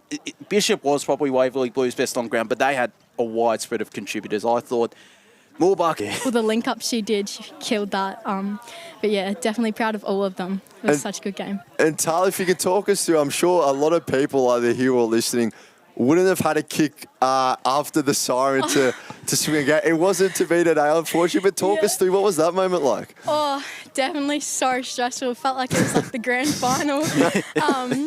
But yeah, definitely just like lost it, like got in my head, and yeah, then it just didn't go my way, but definitely would have wanted a goal or a point, but things happen. That's okay. That's exactly right. It's exactly right. Things happen, and we believe it was you that was able to get the one before that. So a terrific game from yourself. How good does it feel, even though it's a draw, like you said, you've come up from a new division. A lot of people were tipping Waverley Blues to be the premiership favourites. How good does it feel to even just get a result here at home? Yeah, definitely. It feels good, especially on our ground too. Like, we know the ground, stuff like that. So that's definitely what's improved. Like, played really well. How have you fitted in with the senior group as well? Because I believe you were playing under 18s last season out here at the Heights. Yeah, definitely. It's definitely such different footy, more physical too. But such like a better like game. I feel like love this like Yeah. senior game. So yeah. Who have had the biggest impact on you so far? Because there's certainly a lot of star players. You look at Jordan Dovalar and Emma Beard. The list just goes on from the senior side of things. Yeah, all of them, literally, all the senior women, like, especially Ralphie, like, she definitely, like, yeah. Yeah, absolutely. She's got a terrific coach. Well, I do she's so see good. I do see that Jordan and Amy Leach are calling you to come into the huddle. But congratulations on your own performance. A Hoist Eastland gift voucher going your way. Awesome. Congratulations and congratulations on the result as well for the Mustangs. A terrific performance from yourself too, Tali. Thank you, guys. Thanks so much. Thanks there to Tali Steele for joining us. A terrific performance, certainly deserving of best on ground honours was Tali, and again, she's got a bright future ahead. The Eastern Rangers would have certainly watched this game, kept a close eye on her, and I'm excited about what her future holds. Alongside the rest of this Mustangs lineup, they're only going to improve from this experience. It's a terrific effort against the second best side from last season. Yes, Montrose made a grand final, but Waverley Blues were, for the entire season last year, were the second best side, Chris. No, that's exactly right, and they can take a lot out of this match, especially considering how good Waverley have been the last 2 seasons, although they haven't got it quite in the finals. They've been strong starters both times, and now with Surrey Park out of the division, I'm sure you're happy about with Surrey Park out of the division. East Ringwood as well. Yeah, yes, very true. East Ringwood as well. So Wood reserve between the Roos and the Panthers. The Panthers are up by a point, and we've got 2 minutes left in the final quarter. That is a ripping contest between the 2 most recent Division 2 premiers. We've had some really ripping games across the traps, and We need to go back to our books and reassess our picks. 'Cause, absolutely, wow. that was a really well. We'll give ourselves half a point. It's a draw, so. Well, Ryan, let us have half a point. We'll see what happens.